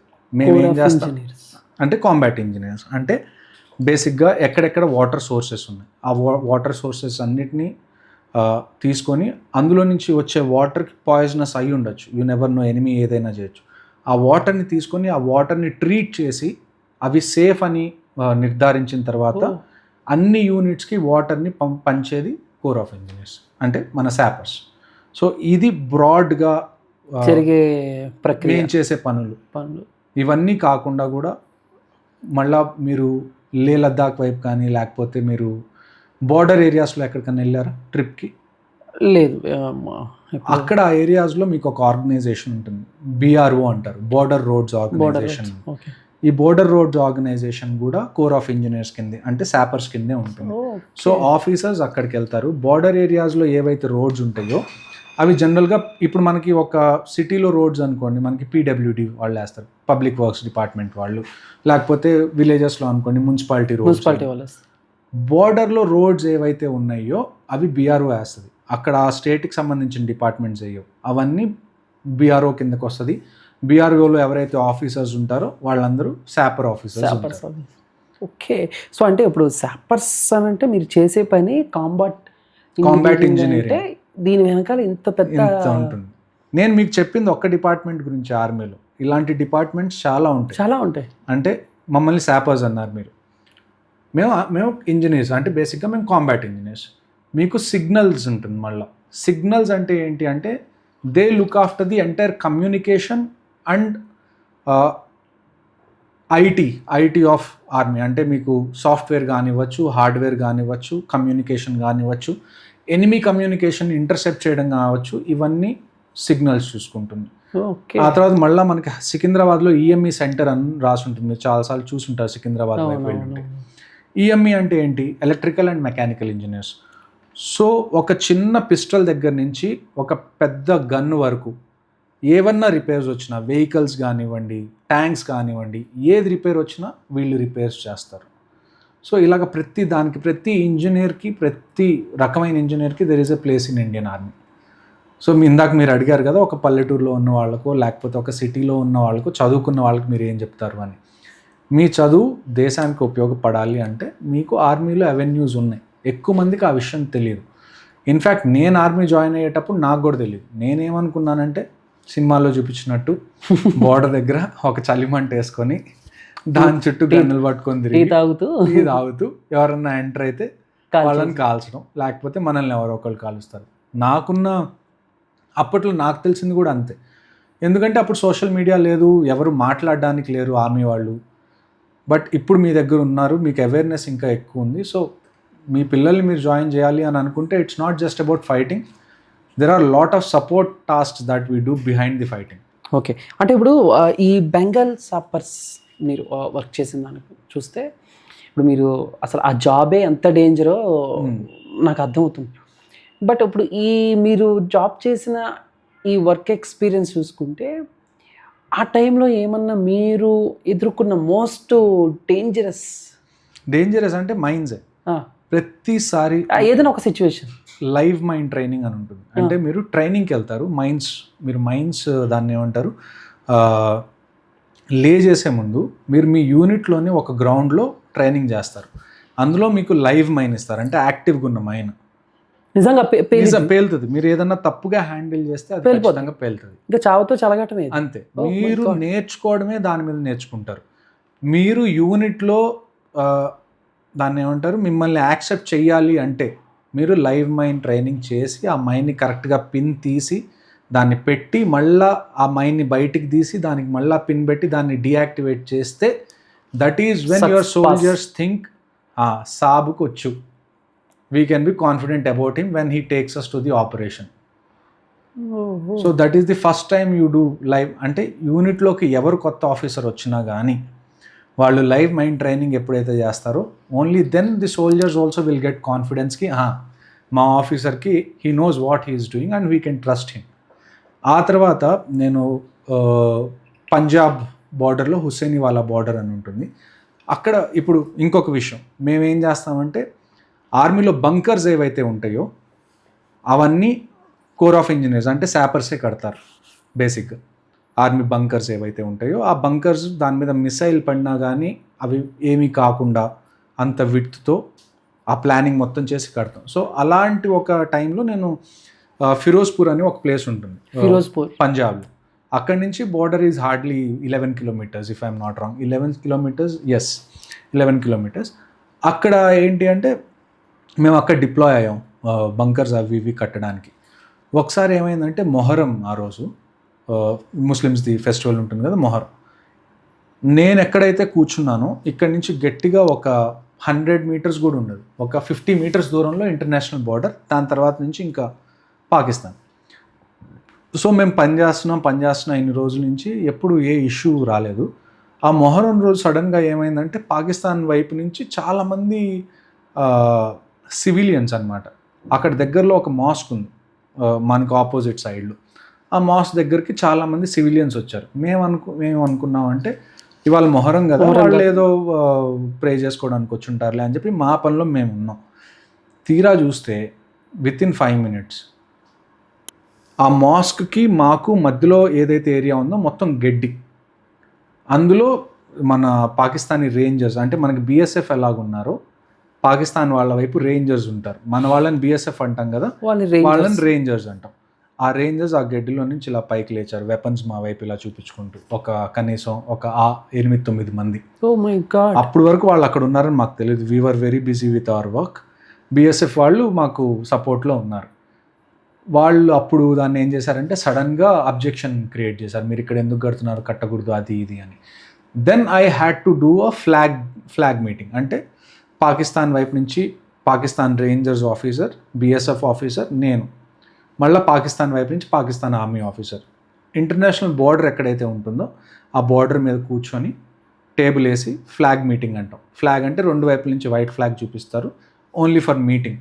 ఇప్పుడు ఒకసారి మాట్లాడుకుందాం. సో అలాంటి ఇన్సిడెంట్స్ చూసినప్పుడు సడన్గా ఒక్కసారి ఆ రేంజర్స్ వాళ్ళందరినీ చూసినప్పుడు నాకేమనిపించిందంటే ఇది ఎస్కలేట్ అవుతుందా, ఎందుకంటే వెపన్స్ పాయింట్అవుట్ చేస్తూ వాళ్ళు నుంచున్నారు. నేను సడన్గా చూడగానే ఇంకా నా టీం మొత్తం నేను చెప్పాను రెడీ అవ్వండి అని.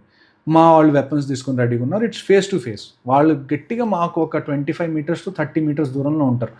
జస్ట్ బార్డర్కి జస్ట్ అవతల, మేము అవతల ఉన్నాం. లక్కీగా యాజ్ ఆఫీసర్స్ ఇలాంటి టైంలో మీ ఇంటర్ఫీరెన్స్ అనేది చాలా ఇంపార్టెంట్.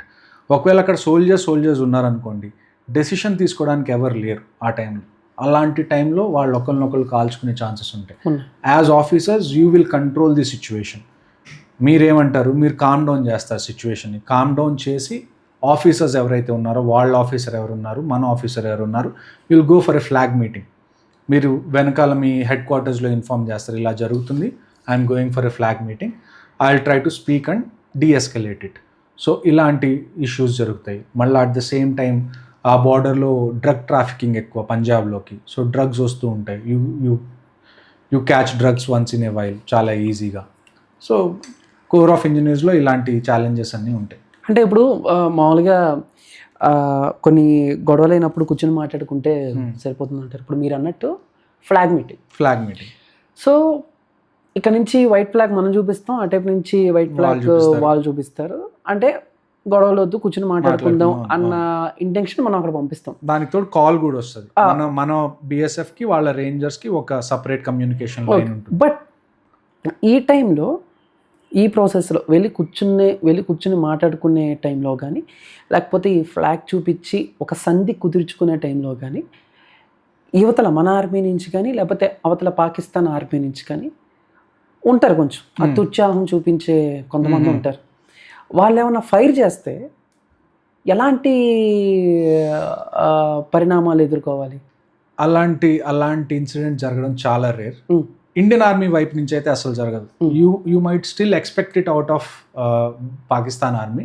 బట్ ఇండియన్ ఆర్మీలో ఒక్కసారి ఒక ఆర్డర్ ఇచ్చిన తర్వాత మోస్ట్ ఆఫ్ ది టైం దాన్ని జవదాటకుండా ఉండడానికి ట్రై చేస్తారు మన soldiers. They are very disciplined. So మీరు అడిగినట్టు ఇలాంటి సిచ్యువేషన్ ఏదన్నా వస్తే then it gets escalated definitely. దానికి తోడు 2 వైపుల ఆఫీసర్స్ ఉన్నారు కాబట్టి ఆ ఒక్క రౌండ్ ఫైర్ అయితే we try to limit it to only that round. ఇప్పుడు ఫర్ ఎగ్జాంపుల్ మన వాళ్ళు ఫైర్ చేశారు, వాళ్ళకి ఎవరికైనా తగిలింది, సో వాళ్ళ వైపు నుంచి ఫైర్ చేశారనుకోండి, ఇంక it is going to be full war కాకపోయినా ఫుల్ కాన్ఫ్లిక్ట్ అవుతుంది. అక్కడ చాలా ఎస్కలేట్ అవుతుంది, చాలా పెద్ద. ఇప్పుడు ఒక లెఫ్టినెంట్ కూర్చొని మాట్లాడుకుంటున్నారు కదా, అలాంటిది ఏదన్నా జరిగితే 2 జనరల్సో 2 బ్రిగేడియర్సో కలిసి కూర్చొని మాట్లాడుకుంటారు. సో దాన్ని డీఎస్కలేట్ చేయడానికి ట్రై చేస్తారు. ఎందుకు అంటే పంజాబ్లో మనకున్న బార్డర్ ఇంటర్నేషనల్ బార్డర్ అంటే ఇట్స్ ఫిక్స్డ్. మీరు దాన్ని మార్చలేరు అన్లెస్ ఒక పెద్ద వార్ జరిగితే తప్ప. అదే కాశ్మీర్ లాంటి ప్లేస్ అనుకోండి, అక్కడ మనకి ఇంటర్నేషనల్ బార్డర్ లేదు, అక్కడ మనకి LOC ఉంది, లైన్ ఆఫ్ కంట్రోల్ని మీరు ఆపరేషన్స్తో పుష్ చేయొచ్చు అటు ఇటు. It is not absolute. International border అనేది పర్ఫెక్ట్ బార్డర్, దాన్ని మీరు మార్చలేరు. కానీ LOC అనేది ఇట్స్ ఎ కాన్ఫ్లిక్టెడ్ బార్డర్. అలాంటి చోట ఇలాంటిది జరిగింది అనుకోండి, ఫుల్ ఆన్ ఆపరేషన్ జరిగిపోతుంది. కానీ IB లాంటి ప్లేస్లో ఇలా జరిగింది అనుకోండి, ఒకవేళ ఇండియా వైపు నుంచి ఫైర్ చేశారనుకోండి, అది ఇండియాది తప్పు అంటారు. అదే ఒకవేళ పాకిస్తాన్ నుంచి ఫైర్ చేస్తే అది పాకిస్తాన్ తప్పు అంటారు. ఓకే, అంటే సో బేసిక్గా ఇప్పుడు మనం రాష్ట్రీయ రైఫిల్స్ అంటే most elite counter terrorism force అయిన ఈ రాష్ట్రీయ రైఫిల్స్కి మామూలుగా ఉన్న ఆర్మీకి, అంటే రాష్ట్రీయ రైఫిల్స్ RR, ఈ నార్మల్ ఆర్మీకి, ఈ రెండింటికి మధ్య ఉన్న డిఫరెన్సెస్ ఏంటండి? రాష్ట్రీయ రైఫిల్స్ అనే యూనిట్స్ ఏవైతే ఉన్నాయో ఇవి 1990s రైజ్ చేసిన యూనిట్స్. 90s ఎప్పుడైతే కాశ్మీరీ పండిత్ ఎక్సోడిస్ అయిపోయిందో కాశ్మీర్లో, ఆ తర్వాత టెర్రరిజం అనేది చాలా పీక్లోకి వెళ్ళిపోయింది అక్కడ.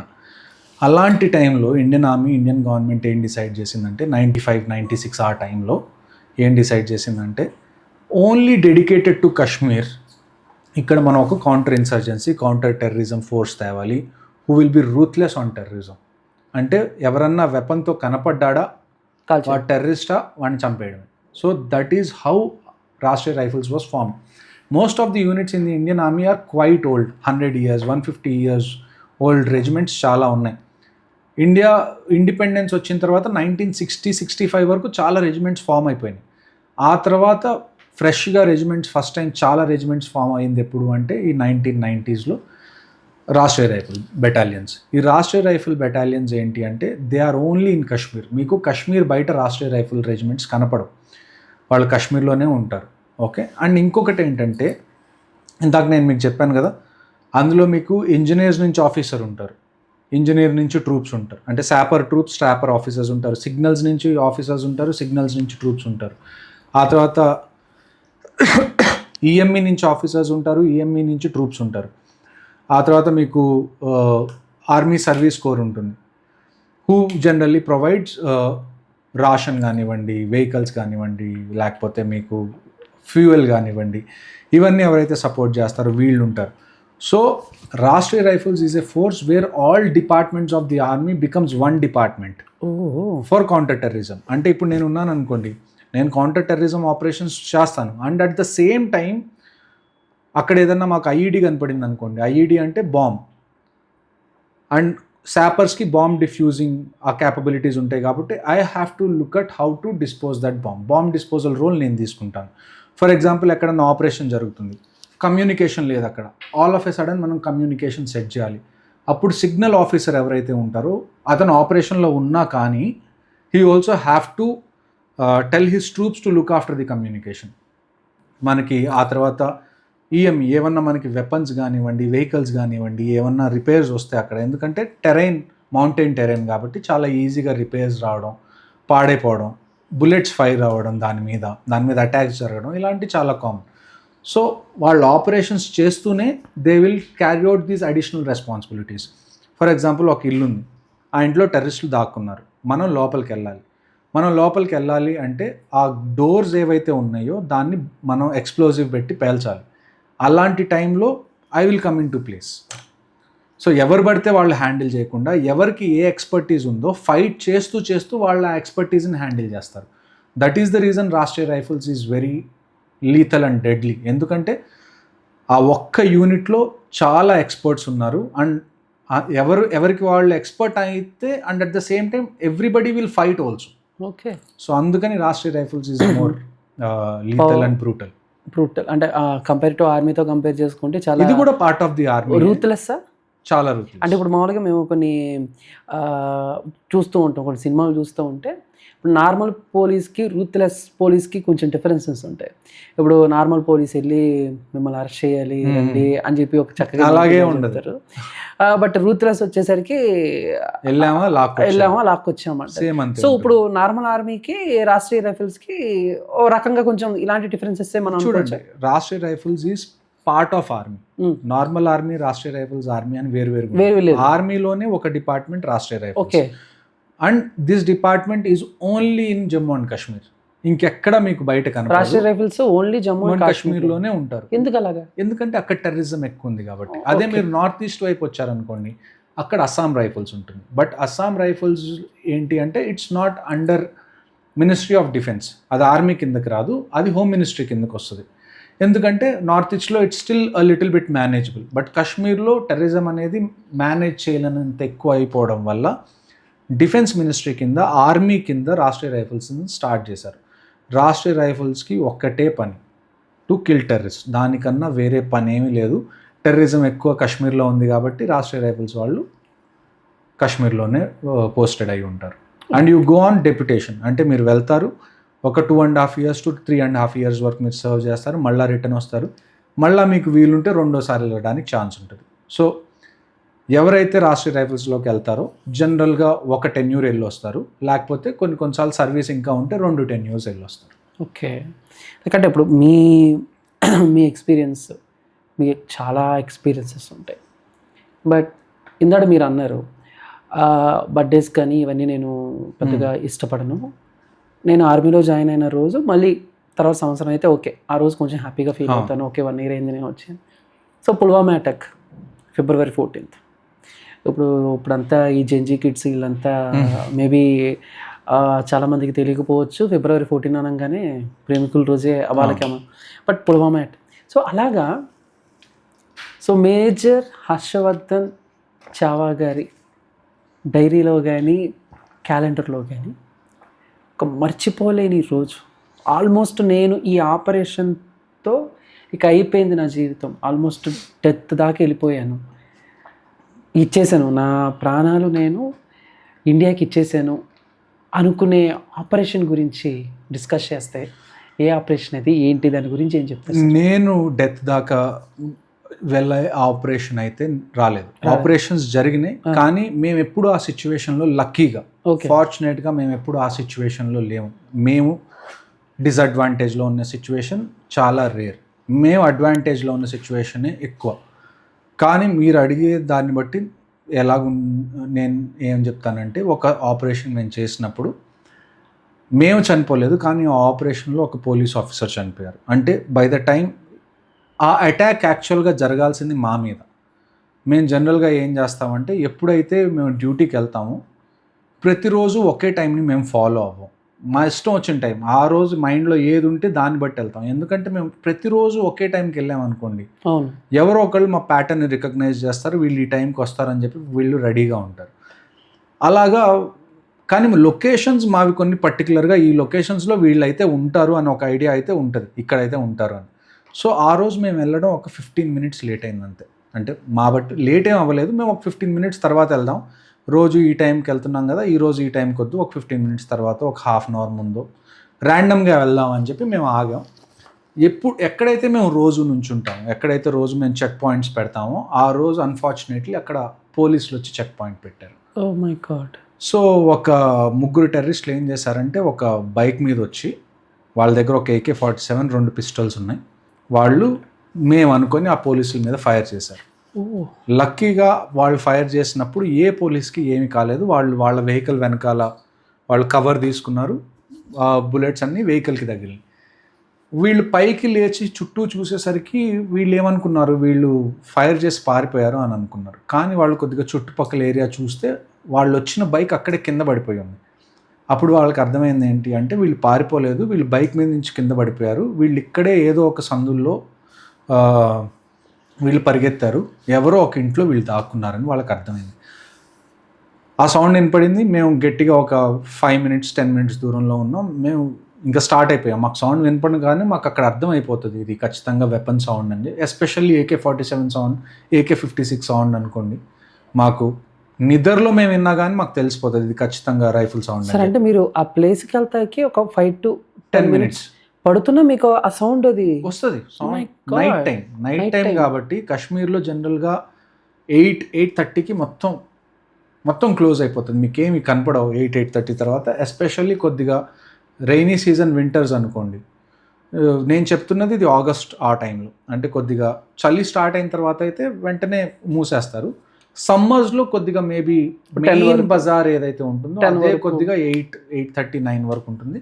But most of the time Kashmir 7 అంటే చీకటి పడిపోగానే అది చాలా, ఈవెన్ సిటీ అయినా కానీ ఇది సైలెంట్ అయిపోతుంది మోస్ట్లీ. ఓకే. ఎందుకంటే నైట్ టైం ఎక్కువ మంది బయట తిరగరు, ఎందుకంటే కొద్దిగా సెక్యూరిటీ ఇష్యూస్ ఉంటాయి. ప్రతి చోట ఆర్మీ ఎవరో ఒకళ్ళు ఉంటారు, అడుగుతూ ఉంటారు. సో జనరల్లీ వాళ్ళందరూ ఏం చేస్తారంటే పనులన్నీ డే లైట్ ఉన్నప్పుడే అవగొట్టేసుకొని ఇంటికి వెళ్ళిపోతారు అందరూ. సో ఈజీగా మాకు వినపడింది. ఇంక మేము స్టార్ట్ అయ్యాం. ఈ మధ్యలో ఏమైంది అంటే ఆ పోలీస్ టీం ఏదైతే ఉందో అది ప్రతి ఇంట్లో వెతకడం మొదలుపెట్టింది. ఒక ఇంట్లోకి వెళ్ళగానే ఆ ఇంట్లో వాళ్ళు పరిగెత్తుకుంటూ బయటకు వచ్చారు. ఆయన డోర్ మీద నాక్ చేయగానే తెలిసింది ఏంటి అంటే ఆ ఇంట్లో టెర్రరిస్ట్ ఉన్నారు అని ఆయనకు అర్థమైంది.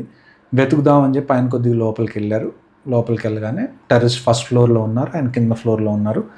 కాశ్మీర్లో ఏంటంటే స్లాబ్ ఏదైతే ఉంటుందో, మనకి సిమెంట్ స్లాబ్ ఉంటుంది కదా ఇక్కడ, అక్కడ వుడెన్ స్లాబ్ ఉంటుంది. అంటే ఫస్ట్ ఫ్లోర్కి గ్రౌండ్ ఫ్లోర్కి మధ్యలో వుడెన్ ఫ్లోర్ ఉంటుంది. ఆ వుడెన్ ఫ్లోర్లో ట్రాక్స్ ఉన్నాయి. పైన టెర్రరిస్ట్కి వాళ్ళకి కనపడింది కింద పోలీస్ లోపలికి వచ్చాడని చెప్పి వాళ్ళు పైనుంచి వెపన్ కిందకి పాయింట్అవుట్ చేసి వాళ్ళు ఫైర్ చేశారు. వాళ్ళు పోలీస్ అక్కడికక్కడ చనిపోయారు. బుల్లెట్ ప్రూఫ్ వెస్ట్ ఉన్నా కానీ ఆయనకి కాలర్ బోన్ దగ్గర తగిలి ఇక్కడ అది లోపలికి పియర్స్ అయిపోయి అది హార్ట్ రప్చర్ చేసేసి ఆయన చనిపోయారు. ఆయన్ని బయటికి తీగాలి అంటే ఇంకా ఫైర్ స్టార్ట్ అయిపోయింది. ఆయన్ని రికవర్ చేశారు, ఆయన బాడీని. మేము రీచ్ అయిపోయాం. Then we took over the operation and we completed the operation. అది అందులో 3 టెర్రరిస్టులు మేము చంపాం. రియల్లీ 3 టెర్రరిస్టులు ఆ ఇంట్లోనే వాళ్ళు స్టక్ అయిపోయి ఉన్నారు. ఒకళ్ళని ఒక అతనైతే ఏం చేశాడంటే కాశ్మీరీ హౌసెస్లో చాలా అవి ఉంటాయి, పరుపులు, బొంతలు అంటాం కదా మనం, పరుపులు ఉంటాయి కదా, ఆ పరుపులు అతని మీద వేసుకున్నాడు. ఒక 3-4 పరుపులు. ఒకవేళ మేము ఫైర్ చేసినా కానీ ఫస్ట్ ఫ్లోర్లోకి వెళ్ళిపోయి ఒక విండో దగ్గర ఆయన మీద పరుపులు వేసుకొని ఆ టెర్రరిస్ట్ వాడు ఏమనుకున్నాడంటే వాడి మీద ఫైర్ చేస్తే ఆ బుల్లెట్స్ కొద్దిగా ఆ పరుపు లోపలికి వెళ్ళిపోయి వాడికి తగలకుండా అందులోనే ఇరుక్కుంటాయి అని చెప్పి వాడు ఫీల్ అయ్యాడు. సో మేమేం చేసామంటే వీడు ఇలా చేస్తున్నాడు, వీడు చచ్చిపోయాడో లేదో మనకి కన్ఫర్మేషన్ లేదని చెప్పి మేము గ్రెనేడ్ లాంచర్ ఉంటుంది, ఒక పిస్టల్ మీరు తీసుకోండి, పిస్టల్ కూడా కాదు, ఒక రివాల్వర్ మీరు తీసుకోండి. ఆ రివాల్వర్ ఎంత పెద్దది ఉంటే ఎలాగుంటుందో అది MGL అంటాం, గ్రెనేడ్ లాంచర్ అంటాం. అందులో 6 గ్రెనేడ్స్ పడతాయి. మనకి రివాల్వర్లో ఎలాగైతే గ్రెనేడ్స్ బుల్లెట్స్ ఎలా పెడతాము, ఇలా రౌండ్గా ఉంటుంది కదా, అందులో ఎలా పెడతాం అలానే గ్రెనేడ్స్ పెడతాం. 6కి 6 గ్రెనేడ్స్ వాడున్న రూమ్లో కొట్టాం. వాడి మీద ఏదైతే వాడు పరుపులు అవి కప్పుకొని ఉన్నాడో అవన్నిటికీ మంట అంటుకొని వాడు కాలిపోయాడు.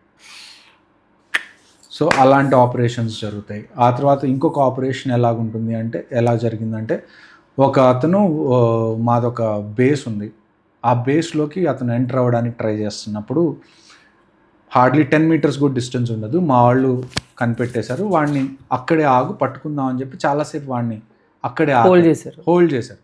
ఫైర్ చేస్తున్నారు వాడి మీదకి, కానీ వాడిని చంపకుండా వాడి చుట్టుపక్కల ఫైర్ చేస్తున్నారు, వాడిని అక్కడే ఉంచడానికి. అటు కదిలినా వాడికి బుల్లెట్ తగులుతుంది, వాడు ఇటు తగిలినా వాడికి బుల్లెట్ తగులుతుంది. ఎందుకంటే అప్పటి వరకు వాడి దగ్గర వెపన్ ఉందా లేదా మాకు తెలియదు. వెపన్ లేకుండా వాడిని మనం ఫైర్ చేస్తే అది కూడా తప్పు అవుతుంది. వాడు పిచ్చోడు అయి ఉండొచ్చు. కొన్నిసార్లు పాస్ట్లో ఇలా జరిగినాయి. అంటే తప్పించుకోవడానికి కొంతమంది ఏం చేస్తారంటే దొరికిన తర్వాత మాకు మతిస్థిమితం లేదు, లేకపోతే వాళ్ళ ఇంట్లో వాళ్ళు ఈ అబ్బాయి మెంటల్లీ ఛాలెంజ్డ్ ఏదో తెలియక చేశాడు అని చెప్పి ఇలా తప్పించుకునే ఛాన్సెస్ ఉంటాయి. సో అందుకని చెప్పి మాకు వెపన్ కనపడే వరకు కూడా మేము దాన్ని ఏమంటారు, మేము జనరల్గా అక్కడ కంటైన్ చేసి ఉంచడానికి ట్రై చేస్తాను తప్ప డైరెక్ట్గా ఫైర్ చేయం. ఇంకా ఫైనల్గా అది కొండ మీద జరుగుతుంది యాక్చువల్గా. నేను కొండ కింద నుంచి పైకి వెళ్ళాను and it took me almost ఒక 20-25 మినిట్స్ పట్టింది పరిగెత్తుకుంటూ వెళ్తే. వెళ్ళిన తర్వాత అక్కడ డిచ్ ఉంటుంది, అంటే ఒక గుంత దోకొని దానిలో మేము కూర్చొని ఉన్నాం ముగ్గురం, నేను, నా బడ్డీ, ఇంకొక సోల్జర్. అతనేమో ఒక ఫెన్సింగ్కి గట్టిగా మా ముందు ఫెన్సింగ్ ఉంది, ఫెన్సింగ్కి గట్టిగా ఒక 5 మీటర్స్, గట్టిగా ఒక 10-15 మీటర్స్ దూరంలోనే ఉంది. ఎంత చెప్పినా ఆగట్లే. ఇంక తప్పించుకుందామని చూసి వాడు ఏం చేశాడంటే జేబులో నుంచి గ్రెనేడ్ తీశాడు బయటికి. గ్రెనేడ్ తీయగానే ఫైర్ చేస్తే వాడికి బటక్స్లో తగిలింది. ఆ తర్వాత వాడిని మేము అప్రిహెండ్ చేసాం. ఆ గ్రెనేడ్ వాడు కింద పడినప్పుడు అక్కడే పేలింది. వాడిని వి కాట్ హిమ్ అలైవ్. ఆ తర్వాత వాడు టెర్రరిస్ట్ అండ్ ఈవెన్చువల్లీ ఏదైతే మేము బుల్లెట్ ఫైర్ చేసామో వాడికి, దానివల్ల వాడి కాలు తీసేయాల్సి వచ్చింది అండ్ హీఈస్ ఇన్ జైల్లో. ఇంకా పర్మనెంట్గా వాడికి ఇంకా కాలు లేదు. సో అంటే ఇన్ఫెక్షన్ అయిపోయి ఆ కాలు మొత్తాన్ని కట్ చేసేయాల్సి వచ్చింది. సో అలాంటి ఇన్సిడెంట్స్ జరుగుతాయి, ఇలా చాలా జరుగుతూ ఉంటాయి కామన్. ఓకే, అంటే ఇప్పుడు జమ్మూ కాశ్మీర్లో అంటే మేబీ వర్క్ చేస్తున్నప్పుడు సో అక్కడ జనాలు మన ఇండియన్ ఆర్మీకి ఎంత ఫేవర్గా ఉంటారు? ఎందుకంటే ఇండియాలో చాలామంది, ఇండియానే కాదు ఆఫ్కోర్స్ ఎక్కడైనా కూడా ప్రాంతీయ అభిమానం అనేది ఒకటి ఉంటుంది. అవును, మనం ఎక్కడి నుంచో ఒక ప్లేస్కి వెళ్ళి ఒరే రారా బయటికి అని అంటే ఆ ఊర్లో వాళ్ళందరూ కానీ ఆ ఏరియాలో ఉన్న వాళ్ళు కానీ ఒకటైపోతారు, వీడు మావోడు, నువ్వు ఎక్కడి నుంచి వచ్చావు. ఎగ్జాక్ట్లీ. బట్ ఇప్పుడు మీరు కూడా చూస్తే ఇండియన్ ఆర్మీ జమ్మూ కాశ్మీర్లో రకరకాల స్టేట్స్ నుంచి కొంతమంది అక్కడ ఆర్మీ వాళ్ళ వర్క్ వాళ్ళు ఉంటారు. బట్ అక్కడున్న జనాలు మనకి ఎంత ఫేవరబుల్గా ఉంటారు, మనకి ఎంత హెల్ప్ చేస్తారు. సో ఏంటి దాని గురించి ఏమన్నా లైవ్ ఎక్స్పీరియన్స్ ఏమన్నా? ఇందులో 2 విషయాలు ఉన్నాయి.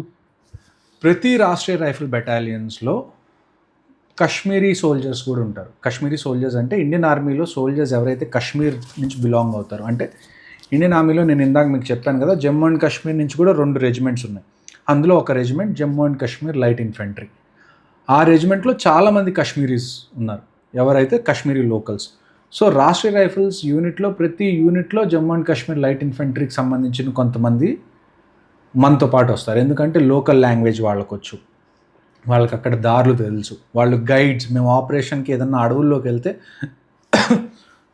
వాళ్ళకి ఆ ఏరియా మొత్తం మనకన్నా బాగా అర్థమవుతుంది. ఇందాక నేను మీకు చెప్పాను కదా, గిరిజనులకు ఎలాగైతే వాళ్ళ ఏరియాస్ బాగా అర్థమవుతుందో ఈ లోకల్స్ కూడా వాళ్ళకి అర్థమవుతుంది. And they are very loyal and they are very helpful. వాళ్ళు ఇండియాకి ఎంత లాయల్గా ఉంటారు అంటే, అదే నాకు డౌట్ వచ్చింది, చాలా ఉన్న వాళ్ళు మనకి ఎంతవరకు హెల్ప్ చేస్తారు, నమ్మక ద్రోహాలు ఇలాంటివి ఏమన్నా? They are very loyal. In fact నేను కొన్ని పేర్లు చెప్తాను. లెఫ్టినెంట్ ఉమర్ ఫయాజ్ అనే ఒక army officer, Kashmiri army officer, ఇండియాకి సంబంధించిన అతను, ఇండియన్ ఆర్మీ అతను లెఫ్టినెంట్ అయిన తర్వాత లీవ్కి అని చెప్పి ఇంటికి వెళ్ళి కాశ్మీర్లో ఒక బంధువుల ఇంట్లో ఒక పెళ్ళి అటెండ్ అవుతుంటే టెర్రరిస్ట్ తెలుసుకొని లీవ్లో వెపన్ లేని ఒక ఆర్మీ ఆఫీసర్, మన ఇండియన్ ఆర్మీ ఆఫీసర్ని చంపేశారు, lieutenant Umar Fayaz. I think this happened when I was in Kashmir 2017-18 ఆ టైంలో. మీరు ఇప్పుడు కూడా చూస్తే వెరీ యంగ్ ఆఫీసర్. అలాంటి ఇష్యూస్ జరిగినాయి. ఆ తర్వాత రైఫిల్ మ్యాన్ ఔరంగజేబ్ అనే అతను, ఇప్పుడు మీరు అమరన్ మూవీ చూసారా? చూసాను. అమరన్ మూవీలో మేజర్ ముకుంద్ వరదరాజన్ ఏ యూనిట్ అతను అయితే ఆ యూనిట్లోనే ఈ రైఫిల్ మ్యాన్ ఔరంగజేబ్ అనే ఆయన ఉన్నారు. ఈ ఔరంగజేబ్ అనే ఆయన లీవ్ తీసుకొని ట్యాక్సీ కోసం వెయిట్ చేస్తుంటే అతన్ని కిడ్నాప్ చేసి చంపేశారు టెర్రరిస్ట్. కిడ్నాప్ చేసి చంపి వాళ్ళ కంపెనీ కమాండర్, ఇప్పుడు నేను ఎలాగైతే రాష్ట్రీయ రైఫిల్స్లో కంపెనీ కమాండరో, మేజర్ ముకుంద్ ఎవరి రోల్ అయితే ఆ మూవీలో చూపించారో ఆయన ఎలాగైతే కంపెనీ కమాండరు, ఈ rifle man Aurangzeb company commander major Rohit Shukla అని ఉన్నారు.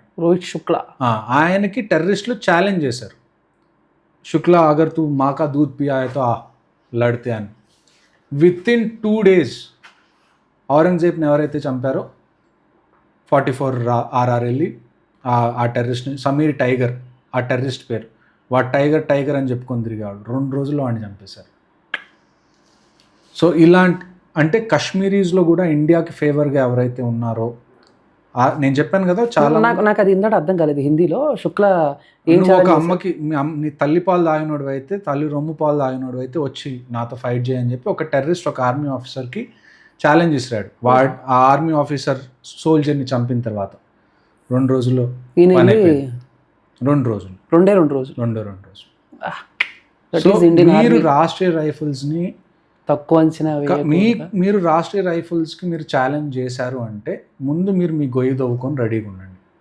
It's as simple as that is how Rashtriya rifles work. ఇప్పుడు వరకు కూడా ఒక్కడైనా సరే రాష్ట్రీయ రైఫిల్స్ని ఛాలెంజ్ చేసినోడు ఇప్పుడు వరకు ఎవరు బతికిలేరు.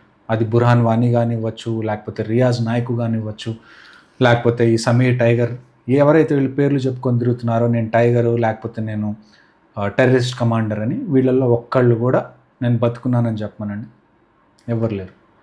నేను కాశ్మీర్కి వెళ్ళిన కొత్తలో ఒక terrorist life span 3 to 4 years minimum ఉండేది. అంటే ఇవాళ టెర్రరిజంలో జాయిన్ అయితే ఒక 2 to 3 years, 3 to 4 years ఈజీగా బతికేవాడు. By the time I was coming back from Kashmir 2021కి ఒక టెర్రరిస్ట్ ఇవాళ టెర్రరిజంలో జాయిన్ అయితే గట్టిగా వాడి life span 2 months to 3 months. That is what Rashtriya Rifles did for the last 3 decades. 1996 నుంచి మీరు చూసుకుంటే టుడే ఇట్ ఈస్ 2026. ఈ 3 decades కాశ్మీర్ ఇంకా ఇండియా చేతుల్లో ఉండడానికి కారణం Rashtriya rifles. The day Rashtriya rifles leaves that place, ఎప్పుడైతే అక్కడ సెక్యూరిటీ మొత్తం స్టేట్ గవర్నమెంట్కి వెళ్తుందో ద నెక్స్ట్ డే మళ్ళా things will be like 1990s. Rashtriya rifles and the paramilitary forces of course and J&K police, ఈ 3 ఏజెన్సీస్ మాత్రమే ఇండియా చేతిలోంచి కాశ్మీర్ నెల్లనివ్వకుండా చేస్తుంది. ఈ 3 ఒక్క ఏజెన్సీ అయినా అక్కడి నుంచి తప్పుకుంటే the next day Kashmir is not ours. మీరు రాసుకోవచ్చు. సో సార్ అంటే ఇప్పుడు మామూలుగా మనకి ఈ ఆర్మీలోకి వెళ్ళిన తర్వాత కొన్ని రిలేషన్స్ ఉంటాయి, కొన్ని ఫ్రెండ్షిప్స్ ఉంటాయి, అండ్ ఒక ఆపరేషన్స్లో అండ్ మీ కాంబాట్ సహచరుడు ఎవరైతే ఉన్నారో ర్యాంబోనా ఆయన పేరు? Rambo is actually canine dog. అదే డాగ్. సో దాని గురించి చెప్పండి. ర్యాంబో యాక్చువల్గా ఆర్మీలో డాగ్స్ అనేవి మనకి అఫీషియల్ డాగ్స్ ఉంటాయి. వాటికి కూడా ఒక ర్యాంక్ ఉంటుంది, వాటికి ఒక హ్యాండ్లర్ ఉంటారు, వాళ్ళకు కూడా టైం టు టైం వాళ్ళకు కూడా రాషన్ వస్తుంది. అంటే ఒక్కొక్క డాగ్కి K9కి ఇంత రాషన్ అని చెప్పి ముందే ఆథరైజ్డ్ ఉంటుంది. వాటికి ప్రమోషన్స్ ఉంటాయి.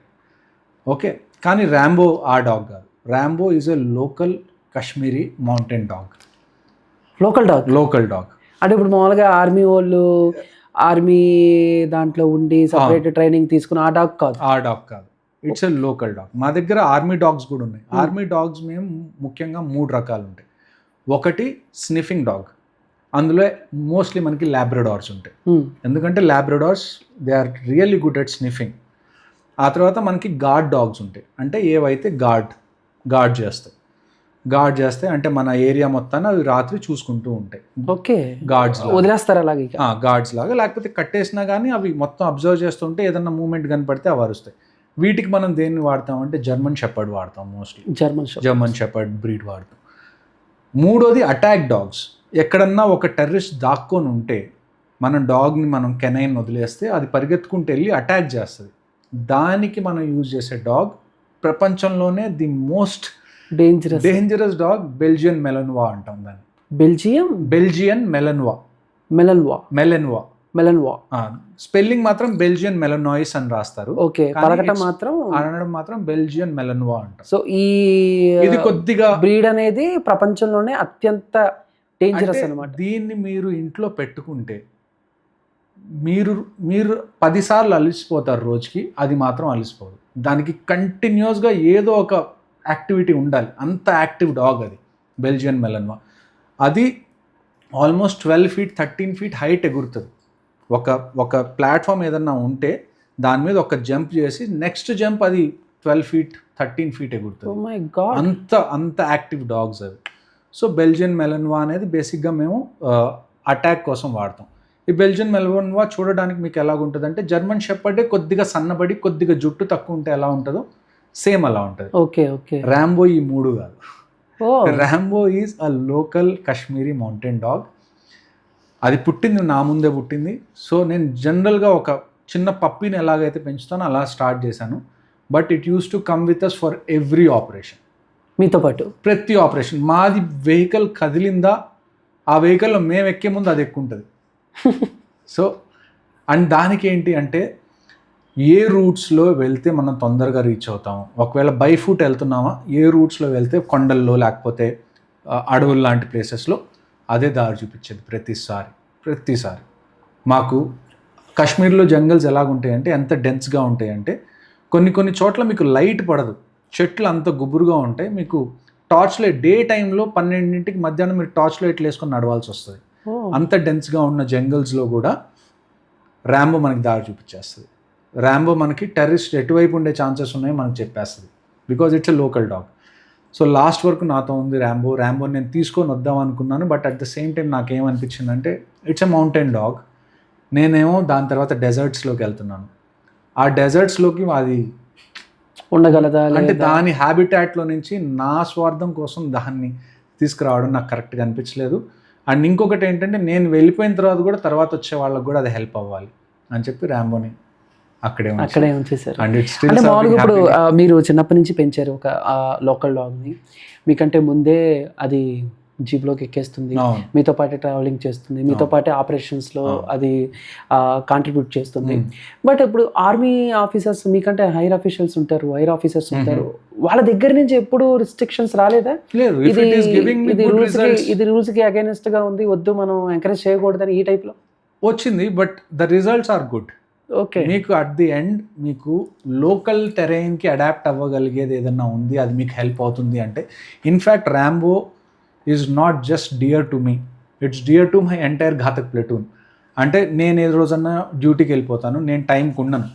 సో ఘాతక్ ప్లెటూన్లో నా ప్లెటూన్ ఏదైతే ఉందో కమాండో ప్లెటూన్, అందులో నేను ర్యాంబోకి తిండి పెట్టింది తక్కువ, ఎందుకంటే I was always out side, ఏదో ఒక పనిలో ఏదో ఒక పెట్రోల్లో ఉంటాను.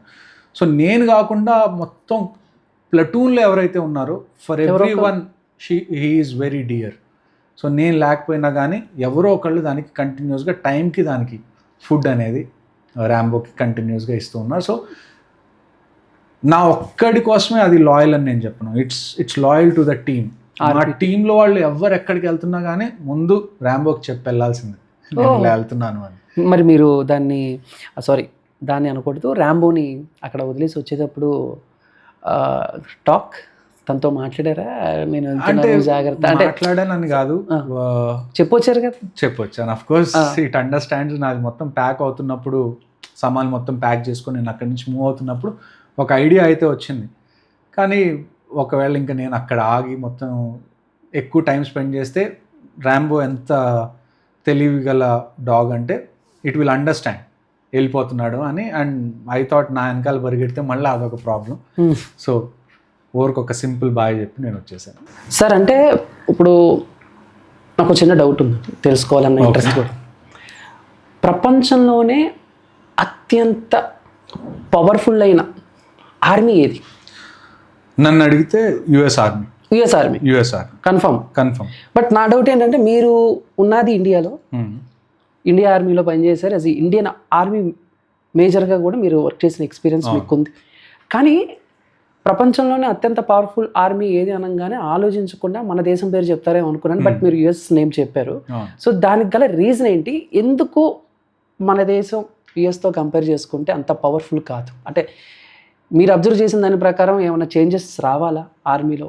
ఇంకేమన్నా టెక్నికల్గా కానీ, ఇంకా వెపన్స్లో కానీ, లేకపోతే డిసిషన్ మేకింగ్లో కానీ ఎలాంటి చేంజెస్ రావాలి యుఎస్తో కంపేర్ చేసుకుంటే? చూడండి, యుఎస్ ఆర్మీ పవర్ఫుల్ అనడానికి మెయిన్గా 2 రీజన్స్ ఉన్నాయి. మెయిన్ రీజన్ ఏంటి అంటే, ఫస్ట్ రీజన్ ఏంటి అంటే డిఫెన్స్ ప్రొడక్షన్. అంటే డిఫెన్స్ ఎక్విప్మెంట్ ఏదైతే ఉందో దాని మ్యానుఫ్యాక్చరింగ్ కానివ్వండి, దాని ప్రొడక్షన్ కానివ్వండి, మనం ఇప్పుడున్న స్కేల్తో పోల్చుకుంటే US is way ahead technology పరంగా. ఇప్పుడు ఫర్ ఎగ్జాంపుల్ యుఎస్ ఉంది, యుఎస్లో మీరు ఫైటర్ జెట్స్ తీసుకున్నా కానీ, లేకపోతే ఎయిర్ క్రాఫ్ట్ క్యారియర్స్ వాళ్ళ నేవీలో తీసుకున్నా కానీ. ఇంకొక విషయం మీకు చెప్పేది ఏంటి అంటే, యుఎస్ ఆర్మీ ఒక ఆపరేషన్ చేస్తుంది అనుకోండి, వాళ్ళకి ఎయిర్ సుపీరియారిటీ అనేది ఉంటుంది, అంటే ఏరియల్ సపోర్ట్ అనేది ఉంటుంది. ఏరియల్ సపోర్ట్ అంటే ఏంటి అంటే, జనాలు అంటే వాళ్ళ సోల్జర్స్ ఆ ప్లేస్కి వెళ్ళాలి అంటే వాళ్ళ సోల్జర్స్ వెళ్ళే ముందే వాళ్ళ హెలికాప్టర్స్ వెళ్ళిపోతాయి, లేకపోతే వాళ్ళ డ్రోన్స్ కానివ్వండి, లేకపోతే ఒక కంట్రీని వాళ్ళు అటాక్ చేద్దాము అని అనుకున్నారు అనుకోండి, వాళ్ళ ఎయిర్ క్రాఫ్ట్ క్యారియర్స్ కానివ్వండి. సో ఎయిర్ సుపీరియారిటీ మనతో పోల్చుకుంటే యుఎస్ది చాలా ఎక్కువ. దానికి తోడు వాళ్ళు ప్రొడ్యూస్ చేస్తారు, వాళ్ళంతటి వాళ్ళు మ్యానుఫ్యాక్చర్ చేస్తారు, and they do it on a very bigger scale ఇండియాతో కంపేర్ చేసుకుంటే. అదొకటి. రెండో విషయం ఏంటి అంటే, మనం ఇప్పుడు ఇండియన్ ఆర్మీని చూసుకున్నాం అనుకోండి, మీరు ఇండియన్ ఆర్మీ వేరే కంట్రీస్కి వెళ్ళి ఫైట్ చేయడం చూసారా? లేదు పాపం. ఎప్పుడు మన మీద వేరే దేశాలు పడతాం తప్ప మనం ఎప్పుడు వేరే దేశాల మీద ఫైట్ చేస్తాం. కానీ మీరు యుఎస్ చూడండి, యుఎస్కి వియత్నాంకి ఎంత దూరం? వాళ్ళు వియత్నాంలో వెళ్ళి ఫైట్ చేస్తారు, జపాన్లో వెళ్ళి ఫైట్ చేస్తారు, ఆఫ్ఘనిస్తాన్లో ఫైట్ చేస్తారు, ఇరాక్లో ఫైట్ చేస్తారు, ఇరాన్లో ఫైట్ చేస్తారు, సిరియాలో ఫైట్ చేస్తారు, ఇజ్రాయెల్తో కలిసి ఫైట్ చేస్తారు. సో వాళ్ళు వాళ్ళ కంట్రీ తప్ప మిగతా కంట్రీస్ అన్నిటి మీద కూడా ఫైట్ చేసినా కానీ వాళ్ళ మీద వేలెత్తి చూపించేవాళ్ళు లేరు. ఎందుకు అంటే బేసిక్గా యూఎస్కి అన్నిటికన్నా స్ట్రెంగ్త్ దాని మిలిటరీ. ఆ మిలిటరీ వల్ల వాళ్ళు ఏం చేస్తారంటే, ఆ మిలిటరీని యూజ్ చేసుకొని ఆ డాలర్కు ఉన్న పవర్ ఏదైతే ఉందో ఆ పవర్ని ఎప్పుడు కంటిన్యూస్గా టాప్లో ఉంచడానికి చూస్తారు. That is the only reason US is, I call US a more powerful army than compare to Indian army. అంతే తప్ప వాళ్ళ సోల్జర్స్ మనకన్నా బెటర్ ట్రైన్డ్ అనో, లేకపోతే వాళ్ళు మనకన్నా డేరింగ్ అనో, ఇలాంటి ఇష్యూస్ కాదు. మ్యాన్ పవర్ విషయంలో I think Indian army soldiers or Indian navy or Indian air force soldiers ఎవరైతే ఉన్నారో, మ్యాన్ పవర్ విషయంలో I think there is no other country which can beat us. Even for that matter it can be China, it can be US, it can be any other powerful country, Russia, whatever you say. మన troops, మన soldiers ఎవరైతే ఉన్నారో they are best of the best. అంటే they can die for country without second thought. Even దాన్ని ఏమంటారు అంటే, మిగతా country వాళ్ళ సోల్జర్స్ చచ్చిపోరా అంటే చచ్చిపోతారు వాళ్ళు కూడా, కానీ వాళ్ళు ఏంటి అంటే వాళ్ళ సర్కమ్స్టాన్సెస్ వల్ల చనిపోతారు. మన వాళ్ళు ఒకవేళ చావుకి ఎదురెళ్ళాలన్నా కానీ వాళ్ళు సెకండ్ థాట్ లేకుండా మన వాళ్ళు వెళ్ళిన సిచ్యువేషన్స్ చాలా ఉన్నాయి. అలాంటి సిచ్యువేషన్స్ వేరే ఆర్మీస్లో రీసెంట్ డేస్లో చాలా తక్కువ మన వాళ్ళు చేసినంత. మ్యాన్ పవర్లో మనకేం ఇబ్బంది లేదు. ఇబ్బందల్లా ఏంటి అంటే డిఫెన్స్ మ్యానుఫ్యాక్చరింగ్ అండ్ ప్రొడక్షన్. మనం ఎప్పుడైతే వాళ్ళ కెపాసిటీకి రీచ్ అవ్వగలం, ఫస్ట్ చైనా కెపాసిటీకి మనం రీచ్ అవ్వాలి. చైనా కూడా మనకన్నా డిఫెన్స్ మ్యానుఫ్యాక్చరింగ్ అండ్ ప్రొడక్షన్లో they are very way head. మనం ఇప్పటికి కూడా చాలా డిఫెన్స్ ఎక్విప్మెంట్ మనం ఇంపోర్ట్ చేయించుకుంటాం. ఇప్పటికి కూడా చాలా డిఫెన్స్ ఎక్విప్మెంట్ మనంతటి మనం మ్యానుఫ్యాక్చర్ చేయం. ఏ రోజు అయితే మనంతటి మనం most of the defence equipment manufacture చేయగలుగుతామో, బయట కంట్రీస్ మీద డిపెండ్ అవ్వడం తగ్గుతుందో, ఆ రోజు you can say Indian army or Indian defence forces, armed forces is as powerful as any other country. Super. అంటే ఇప్పుడు మనం పవర్ఫుల్ ఆర్మీ గురించి మాట్లాడుకున్నాం. వీక్ ఆర్మీ అంటే మీరు నన్ను అడిగితే ఏ ఆర్మీకి అయితే డిసిప్లిన్ ఉండదో, ఏ ఆర్మీకి అయితే అది వాళ్ళకి ఏం కావాలి, what are they actually defending, ఆ ఆబ్జెక్టివ్. ప్రతి ఆర్మీకి ఏమవుతుందంటే వాళ్ళు ఒక ఆపరేషన్ చేసినప్పుడు ప్రతి ఆర్మీకి ఒక ఆబ్జెక్టివ్ ఉంటుంది, వాళ్ళ ఫంక్షనింగ్ ఒక ఆబ్జెక్టివ్ ఉంటుంది. ఫర్ ఎగ్జాంపుల్ ఇప్పుడు ఒక ఆపరేషన్ నేను చేశాను అనుకోండి, అందులో ఆబ్జెక్టివ్ ఏముంటుంది, ఆ టెర్రరిస్ట్ని చంపాలి, సివిలియన్స్కి ఏమీ జరగకూడదు, నా టీంకి కూడా ఏమీ జరగకూడదు, ఇది ఒక ఆబ్జెక్టివ్. అలానే మన ఆర్మీ ఉందనుకోండి, ఇండియన్ ఆర్మీ, మన ఇండియన్ ఆర్మీ ఆబ్జెక్టివ్ ఏంటి, ఇండియన్ బార్డర్స్ ఏవైతే ఉన్నాయో ఆ బార్డర్స్ అన్నిటినీ ప్రొటెక్టెడ్గా ఉంచాలి. This is the main objective of Indian army. A country ఆర్మీలో అయితే డిసిప్లిన్ లేదో, ఏ కంట్రీ ఆర్మీ దగ్గర కంట్రోల్ లేదో, అంటే వాళ్ళ ఆఫీసర్స్ ఏవైతే సీనియర్ ఆఫీసర్స్ నుంచి జూనియర్ ఆఫీసర్స్ ఎవరైతే ఉన్నారో వాళ్ళు ఒకళ్ళ మాట ఒకళ్ళు వినట్లేదో, ఏ కంట్రీకి అయితే ఆబ్జెక్టివ్ లేదో అలాంటి కంట్రీ ఆర్మీస్ వీక్ ఆర్మీస్. జనరల్గా అలాంటి ఆర్మీస్ ఎక్కడుంటాయి అంటే కొన్ని ఆఫ్రికన్ కంట్రీస్ కానివ్వండి, ఎక్కడైతే లోకల్ రెబల్స్ ఎవరైతే ఉంటారో వాళ్ళల్లో వాళ్ళు కొట్టుకొని చచ్చిపోతూ ఉంటారు, చాలా వైలెన్స్ ఉంటుంది, చాలా క్రైమ్ ఉంటుంది, అలాంటి కంట్రీస్ ఆర్మీస్ అన్నీ మనం వీక్ ఆర్మీస్ అనే చెప్పుకోవాలి. ఒకటి పర్టికులర్గా ఒక ఆర్మీ అంటే చెప్పలేం. Most of the African countries ఎక్కడైతే సివిల్ ఆర్డర్ లేదు, ఎక్కడైతే United nations piece keeping forces వచ్చి అక్కడ ఉన్న ఆపరేషన్స్ని కండక్ట్ చేస్తున్నాయో అలాంటి చోట we can say there army is not functioning the way it should function. Okay done. అంటే సో బేసిక్గా ఒక చిన్న సిచ్యువేషన్ గురించి మనం మాట్లాడుకుంటే, ఒక యుద్ధం గురించి మనం మాట్లాడుకోవాలి. అదేంటంటే సరాగడి. ఓకే. సో అంటే దగ్గర 21 మంది సిక్కు సైన్యాలు శత్రువుల్ని గంటల తరబడి ఎదుర్కొని పోరాటం, అంటే 100 మంది అక్కడ శత్రువులు వచ్చినప్పుడు వాళ్ళు 21 మంది సిక్కులు మాత్రమే వాళ్ళని ఫేస్ చేయటం. సో ఫైనల్గా చరిత్రలో ఎప్పుడూ కూడా ఇప్పుడు మన టాపిక్ వస్తే లేకపోతే వాట్ ఎవర్ ఏ యుద్ధం టాపిక్ వచ్చినా సిపాయిల తిరుగుబాటు అలా చెప్పుకుంటారు. అలానే సరోగహి యుద్ధం గురించి కూడా మనం అలాగే బ్యాటిల్ ఆఫ్ సారాగడి బేసిక్ గా దీని మీద మీరు చూసుంటే అక్షయ్ కుమార్ ఒక మూవీ తీశారు కేసరి అని. So that is about Saragarhi, battle of Saragarhi. Battle of Saragarhi జరిగింది ఆఫ్ఘనిస్తాన్ రీజన్ లో. అండ్ దట్ టు మన ఇండిపెండెన్స్ రాకముందు ఏదైతే బ్రిటిష్ ఇండియన్ ఆర్మీ ఉందో ఆ టైంలో జరిగిన స్టోరీ ఇది. సో ఆ 21 సోల్జర్స్ ఎవరైతే ఉన్నారో ఆ 21 సోల్జర్స్ వాళ్ళకి ఇచ్చిన ఒక పోస్ట్, ఒక ఫోర్ట్, బేసిక్గా ఆ ఫోర్ట్ సారాగడి ఫోర్ట్ ఒకటి ఉంది. ఆ ఫోర్ట్ని కాపాడుకోవడం కోసం ఆల్మోస్ట్ ఎవరు అందులో బతకలేదు, అందరు చనిపోయే వరకు లాస్ట్ మూమెంట్ వరకు కూడా ఫైట్ చేసి వాళ్ళకన్నా నెంబర్స్లో చాలా ఎక్కువ మంది ఉన్న ఎనిమీ ఎవరైతే ఉన్నారో వాళ్ళని దాన్ని ఏమంటారు, వాళ్ళని ఓడించడం అనడం కన్నా కానీ వాళ్ళని ఒక స్టాల్ తీసుకొచ్చారు. అంటే ముందుకు వెళ్ళలేరు, వెనక్కి వెళ్ళలేని పరిస్థితికి తీసుకొచ్చారు. అలాంటి ఇన్స్టెన్సెస్ ఇండియన్ ఆర్మీలో చాలా ఉన్నాయి. ఇప్పుడు ఫర్ ఎగ్జాంపుల్ బ్యాటిల్ ఆఫ్ లోంగేవాలా అని మన రాజస్థాన్లో జరిగింది. లోంగేవాలా అని జైసల్మేర్ దగ్గర ఉంటుంది. దాని మీద బోర్డర్ అనే మూవీ తీశారు హిందీలో. అందులో మనది ఒక కంపెనీ, అంటే ఇప్పుడు ఒక మేజర్ ఒక కంపెనీ కమాండర్ ఎలాగుంటారో అందులో మేజర్ కుల్దీప్ సింగ్ చాంద్పురి అనే ఒక ఆఫీసర్, ఆ తర్వాత ఆయన బ్రిగేడియర్గా రిటైర్ అయ్యారు, సర్దార్ సన్నీ దియోల్ ఆయన రోల్ ప్లే చేశారు. వాళ్ళది జస్ట్ ఒక్క కంపెనీ మాత్రమే అక్కడ ఉంది, అంటే గట్టిగా 120 నుంచి 150 మంది అంతే. కానీ వాళ్ళకి ఆపోజిట్లో ఆల్మోస్ట్ ఒక ఆర్మర్డ్ బ్రిగేడ్ ఆర్మర్డ్ డివిజన్, అంటే దాదాపుగా ఒక 3 ట్యాంక్ రెజిమెంట్స్, అంటే ఒక్కొక్క ట్యాంక్ రెజిమెంట్లో ఈజీగా 45 ట్యాంక్స్ ఉంటాయి. అలాంటిది 3 రెజిమెంట్స్ వాళ్ళకి ఎదురుగా వస్తే వీళ్ళు దాన్ని ఎదుర్కొని వీళ్ళు గెలిచారు. ఇన్ఫ్యాక్ట్ ఈ 120 మంది ఆల్మోస్ట్ ఒక వీళ్ళకి 6-7 టైమ్స్ ఎక్కువ ఉన్న ఎనిమీ ఎవరైతే ఉన్నారో వాళ్ళని గెలిచి ఆ జైసల్మేర్ అనే దాన్ని ఇంకా ఇండియాలో ఉంచడానికి, లోంగేవాలా పోస్ట్ అనేది ఇండియాలో ఉంచడానికి వాళ్ళు కారణం.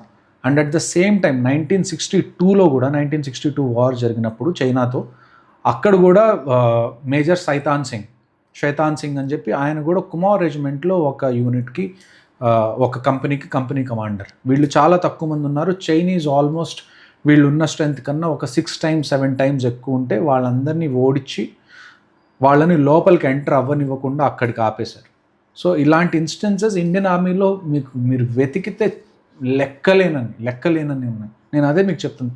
మ్యాన్ పవర్ చూసుకుంటే ఇండియన్ ఆర్మీలో మనకున్న సోల్జర్స్ కానీ మనకున్న ఆఫీసర్స్ని కానీ మీరు చూసుకుంటే మనం ఎవరికి తీసుకోము. In fact we are much better than many other countries.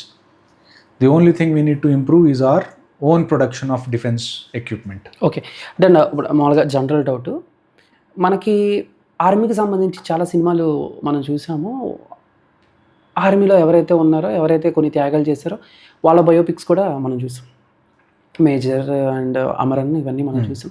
But మీ మీద సినిమా తీయాలి అని అంటే, ఫర్ ఎగ్జాంపుల్ ఇప్పుడు మీరే ఉన్నారు, సో మేజర్ హర్షవర్ధన్ చావా, నేను మీ మీద ఒక వెబ్ సిరీస్, ఒక సినిమాను నేను ప్లాన్ చేసుకున్నాను.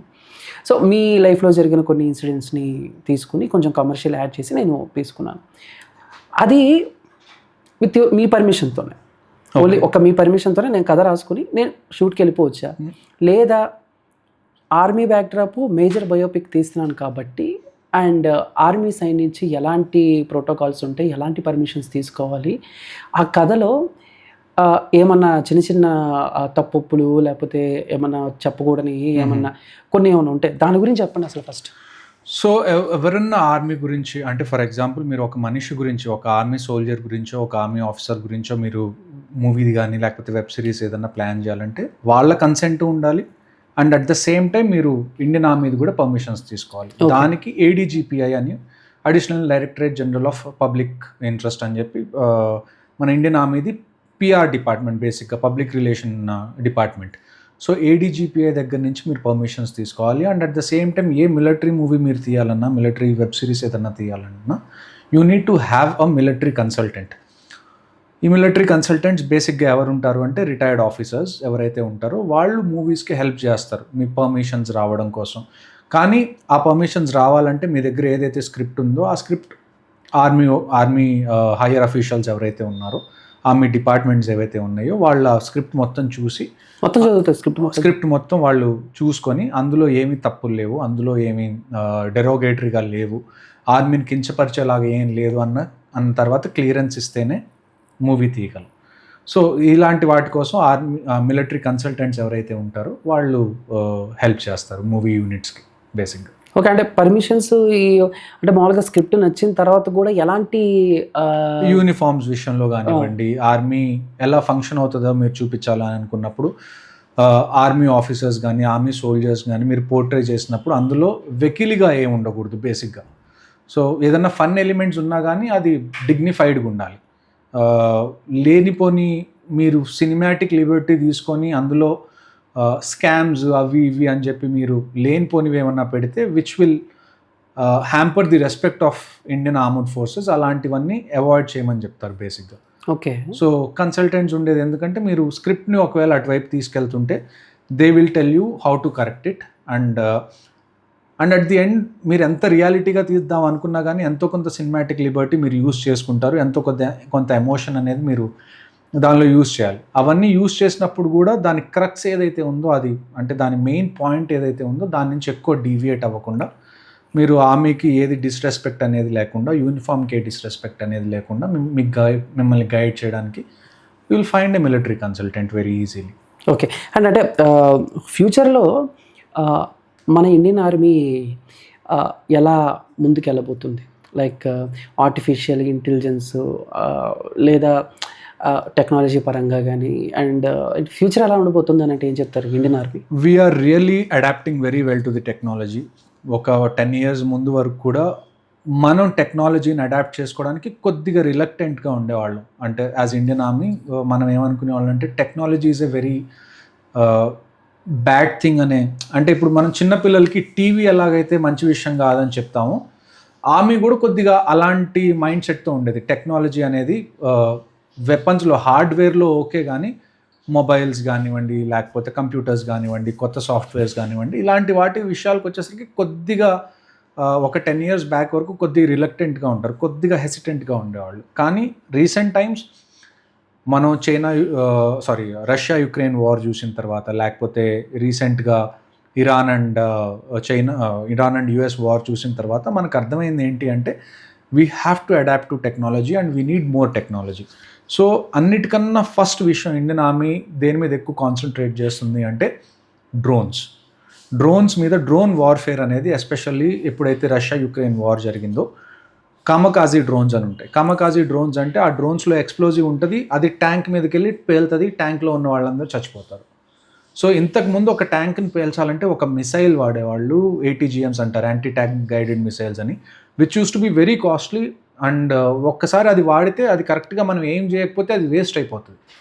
సో అలాగ ఖర్చు పెట్టి ట్యాంక్స్ని పాడు చేసే స్టేజ్ దగ్గర నుంచి ఇప్పుడు వార్స్ ఎలా జరుగుతున్నాయంటే ఒక చిన్న డ్రోన్లో మీరు ఎక్స్ప్లోజివ్స్ పెట్టి ఒక ట్యాంక్నో లేకపోతే ఒక పోస్ట్నో ఈజీగా డిస్ట్రాయ్ చేయగలిగే పరిస్థితికి వచ్చేసింది. సో ఇది ఇండియన్ ఆర్మీ కూడా అబ్జర్వ్ చేసి రీసెంట్గా we are procuring more and more drones.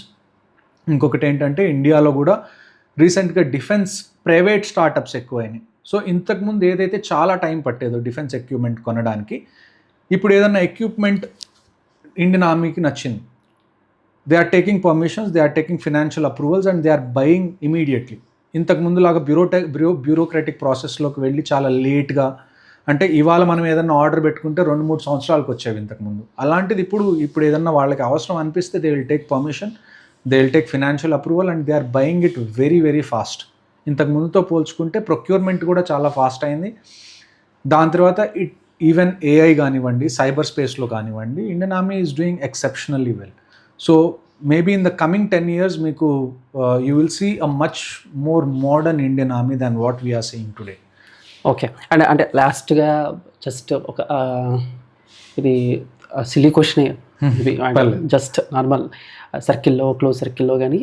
So అంటే ఆర్మీ ఆఫీసర్స్కి కొన్ని బెనిఫిట్స్ ఉంటాయి, అంటే నార్మల్ పీపుల్స్తో కంపేర్ చేసుకుంటే ఆర్మీలో పనిచేసిన వాళ్ళకి కొన్ని బెనిఫిట్స్ ఉంటాయి.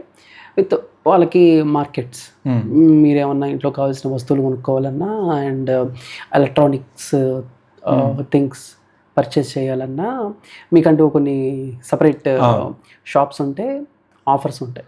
అంటే మేము ఒక 10,000 పెట్టి కొనేది అఫ్కోర్స్ మీకు 4,000లోనో లేదు, 5,000 అంత డిఫరెన్స్ దొరుకుతుంది కదా? నిజం కదా? కాదు, అంటే దొరుకుతాయి. We have our discounts. కానీ చూడండి, ఫస్ట్ మీరు మాట్లాడేది ఏదైతే ఉందో దాన్ని మేము క్యాంటీన్ అండ్ స్టోర్స్ డిపార్ట్మెంట్ అంటాం, సిఎస్డి క్యాంటీన్ అంటాం. బేసిక్గా క్యాంటీన్లో ఏమవుతుంది అంటే ఈ రోజుల్లో ఇప్పుడు ప్రస్తుతానికి నేను చెప్తున్నాను, క్యాంటీన్లో నార్మల్ సరుకులు ఏవైతే మంత్లీ మీ ఇంట్లో కావాల్సిన సరుకులు ఏవైతే ఉంటాయో అవి క్యాంటీన్లో కన్నా జనాలు డీమార్ట్లోనూ లేకపోతే ఏదో ఒక సూపర్ మార్కెట్లోనే ఎక్కువ కొనుక్కుంటున్నారు. ఎందుకంటే ఆర్మీ క్యాంటీన్లో మీకు చాలా లిమిటెడ్ బ్రాండ్స్ ఉంటాయి. దానికి తోడు ఇప్పుడు డీమార్ట్ ఇలాంటివి ఏవైతే ఉన్నాయో మీకు ప్రైస్ చాలా తక్కువకి వస్తున్నాయి. ఇంతకు ముందులాగా ప్రతిదీ మీరు కాస్ట్లీగా కొనాల్సిన అవసరం లేదు. ఇన్ఫ్యాక్ట్ కొన్ని ప్రొడక్ట్స్ అయితే మీకు క్యాంటీన్లో కన్నా ఇలాంటి సూపర్ మార్కెట్స్లో మీకు ఆఫర్స్లో ఇంకా తక్కువకి వస్తుంటే ఈ మధ్య జనాలు వెరైటీస్ కూడా ఎక్కువ ఉంటాయి కాబట్టి అది ప్రిఫర్ చేస్తున్నారు.